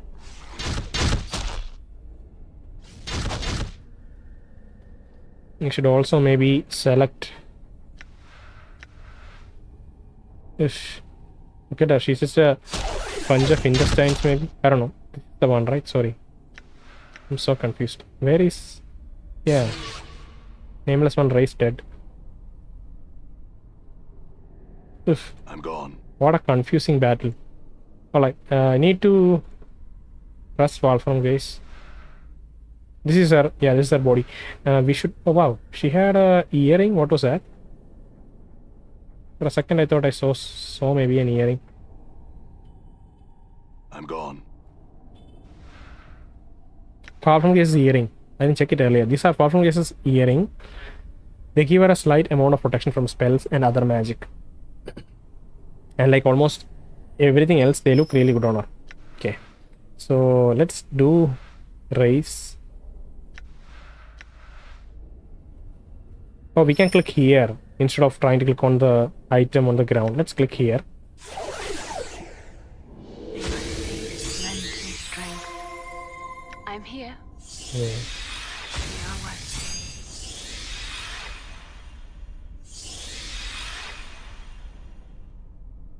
Did she auto cast all of those things? It's quite confusing. Did she? How did she do? Maybe she just auto casts all her spells if everyone's near death. Maybe that's what happens. I don't know. Very well. Anyway, I think we will skip this part. It's a huge area, and I have no incentive to explore here further. Just came down here to check what it is. Seemingly there's a corpse here. Maybe you can check out what that is. There's a hard charm and some commons. Fine. We should also collect the items. We have all the important quest related items here, so we will collect that back, and we'll re-equip some of our earrings. Okay. Isn't there an earring that Anna was holding on to? +2 save us a spell. Okay, we'll give this to Grace, and we'll put this here, and Grace can equip. Oh, she can't. This will only by thieves. So maybe let's just switch around. Is it? We can unequip it. Okay. Wait, why can't I equip that?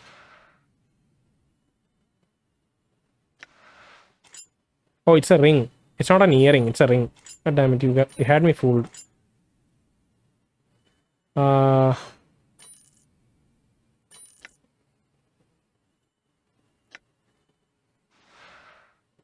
It says save as a spell. It doesn't give armor class. I don't think Anna requests too many armor classes. So Does this mean we are engaged? interesting dialogue.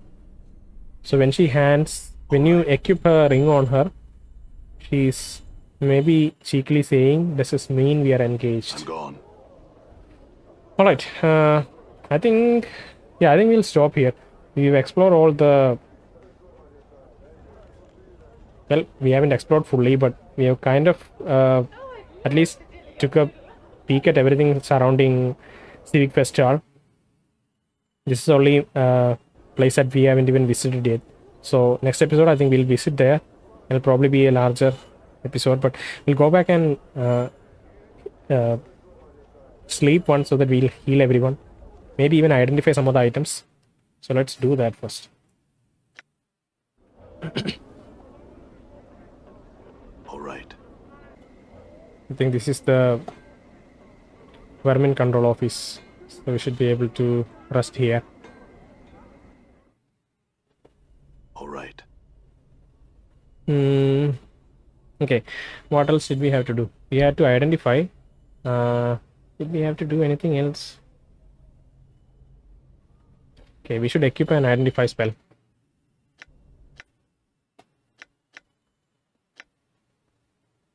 Sorry. Please call.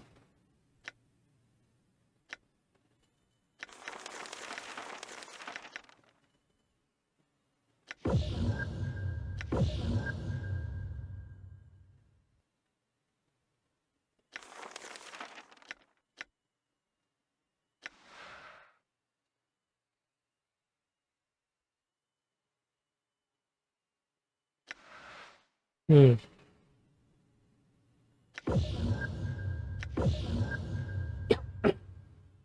Spiritual hammer really did some good damage last time, so maybe we'll equip double of that. Call lightning, interesting, and prayer. Speak with dead is also interesting, but we'll hold off on getting that. That looks okay. And for nameless one, let's get a couple of identify spells and have a quick nap.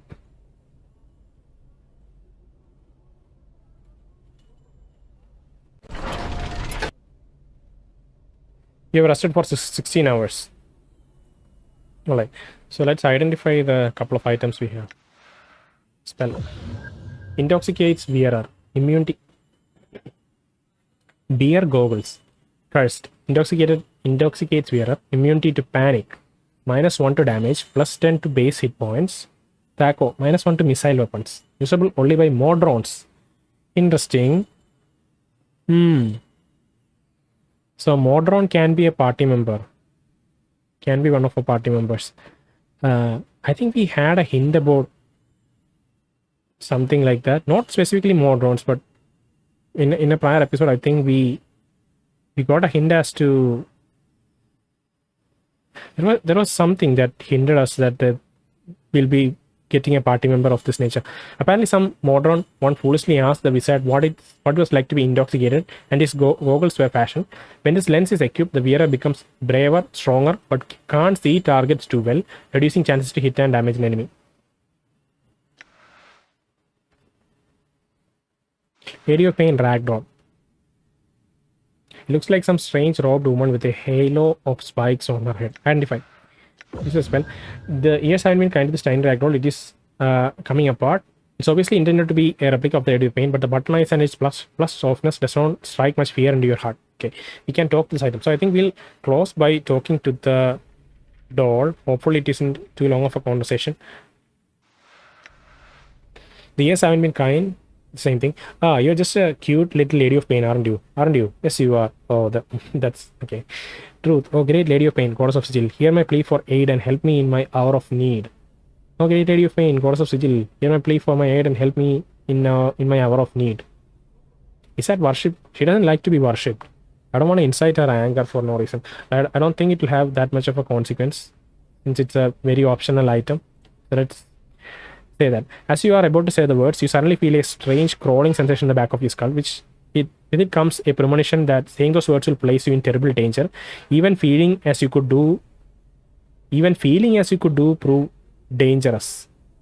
Even feeling as you do could prove dangerous. Let's quick save. I don't want to do something too drastic. And try to talk to it again. The doll does not respond to your coaxing, merely stares at you with its button eyes. Joke. So if you joke, or if you I don't know, try to coax it, it doesn't respond.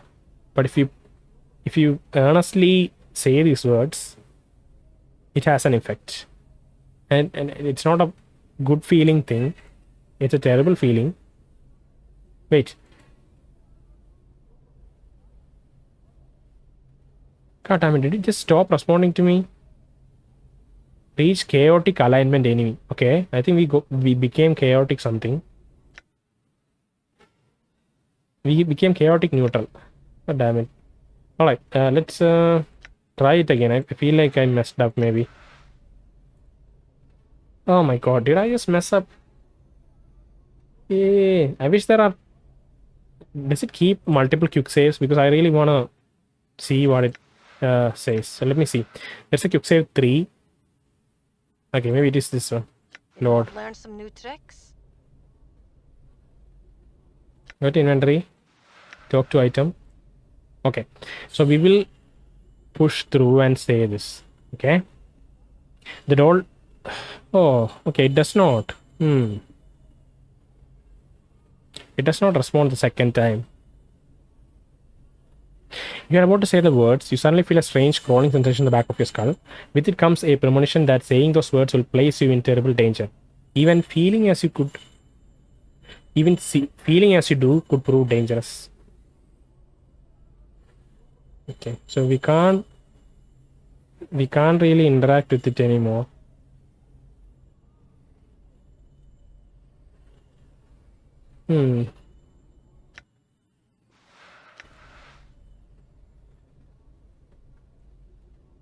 Yeah, it doesn't respond to anything anymore.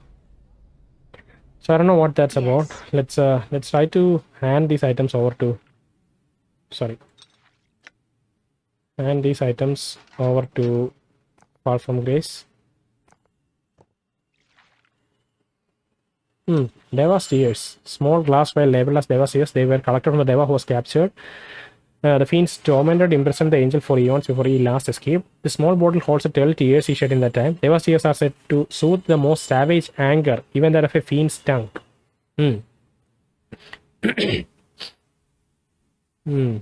Interesting. Maybe we have to combine fiend's tongue with this thing.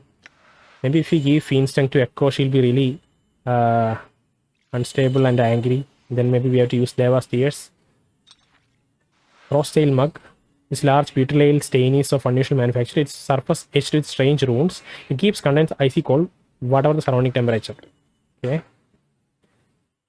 Codex of Inconceivable.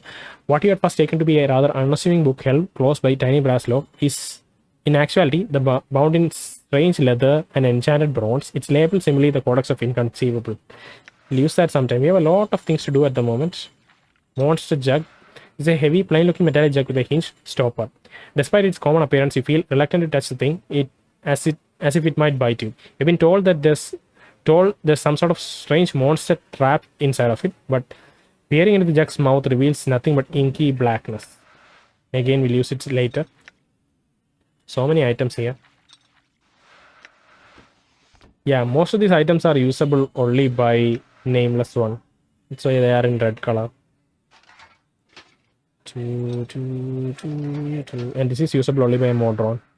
And I feel like if we check a Modron, if we check our journal to the section where the beasts are listed, we might see a Modron if we might see a name here if we meet a Modron that can be recruited into our party. So all of the ones we saw earlier were probably a bit too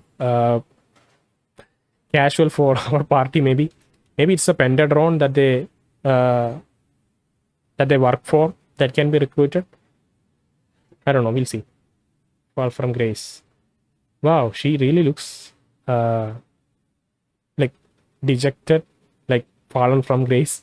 Fall from Grace is a succubus, one of the Tanari, a creature literally formed of raw chaos and evil. Her body and mind, the perfect temple to tempt a man of any species, any age. She's the proprietress of the brothel of slating intellectuals. I don't really care about this description, but yeah, it's whatever. Anna Dacon.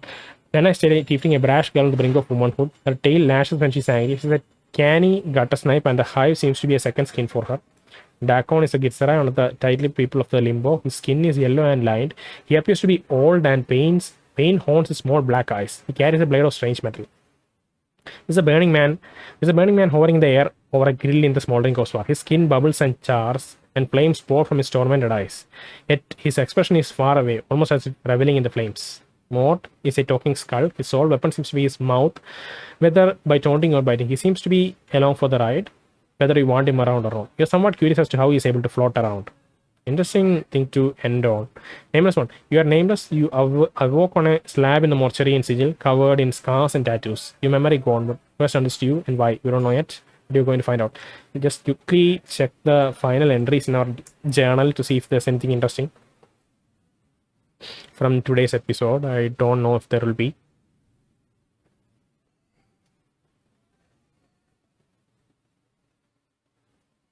Yeah, so this is from last day. It's West telling us that Echo might know more about Travel Puzzle well, but for that we'll have to first regain her ability to speak. We agreed to pretend to be a jealous suitor of Juliet, one of the prostitutes at the brothel of saving lecturers. I am to find her lover, Montague, in the Civic Festival and demand that he relinquish her to me. Just to spice things up, apparently. I told Namel I found her friend, Aelwyn, for her. She rewarded me with a magical kiss, which increased my maximum hit points by 3. A woman named Aelwyn told me that I had been, and possibly still was, a member of the Society of Sensation, a sensate. I agreed to fetch Malmaner's masquerade costume from Gonclaves the tailor.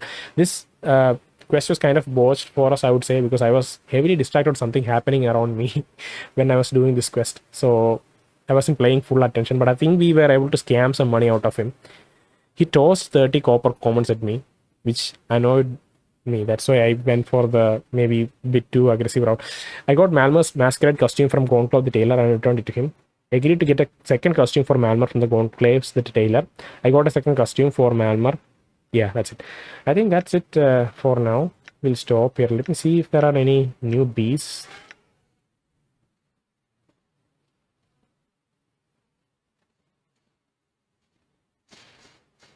Larval worm. Wow, what the hell. These are not the pleasant earthworms that emerge from the ground after a heavy rain. These are slimy, massive creatures that feed on the carrion, their mouth lined with sharp teeth that can tear the arm of a strong man or the head from a child. Modron. Okay, this is interesting looking. I didn't expect it to look like this. This is a very weird expression. The embodiment of perfect order. Modrons, really? This is perfect order? Modrons hail from the great plane of ultimate law, Mechanus. They adhere to a strict chaos system, a system so perfect that they cannot comprehend the chaos not immediately adjacent to theirs. Their unified mind is so perfect that they have no sense of self or individuality. They have no ambition, no emotion, and exist only to carry out the orders of their superiors. So it'll be definitely interesting to have a companion like this, to see that philosophy being played out in our interactions and in their actions. So yeah, looking forward to maybe meeting a Modron. Of course, in any system there are bound to be imperfections. It's possible for a Modron to grow an identity and go wrong. You have no idea how this might happen. You already heard a tale about this, about a Modron getting interested in maybe polishing a clock or something. West told us the story. Maybe we're gonna meet that exact same Modron. I don't know, maybe that's a bit too romantic, but yeah, we'll see. Tiefling fail, town person. Where are that? Okay. Yeah, I think that's it for now. We'll continue the rest later.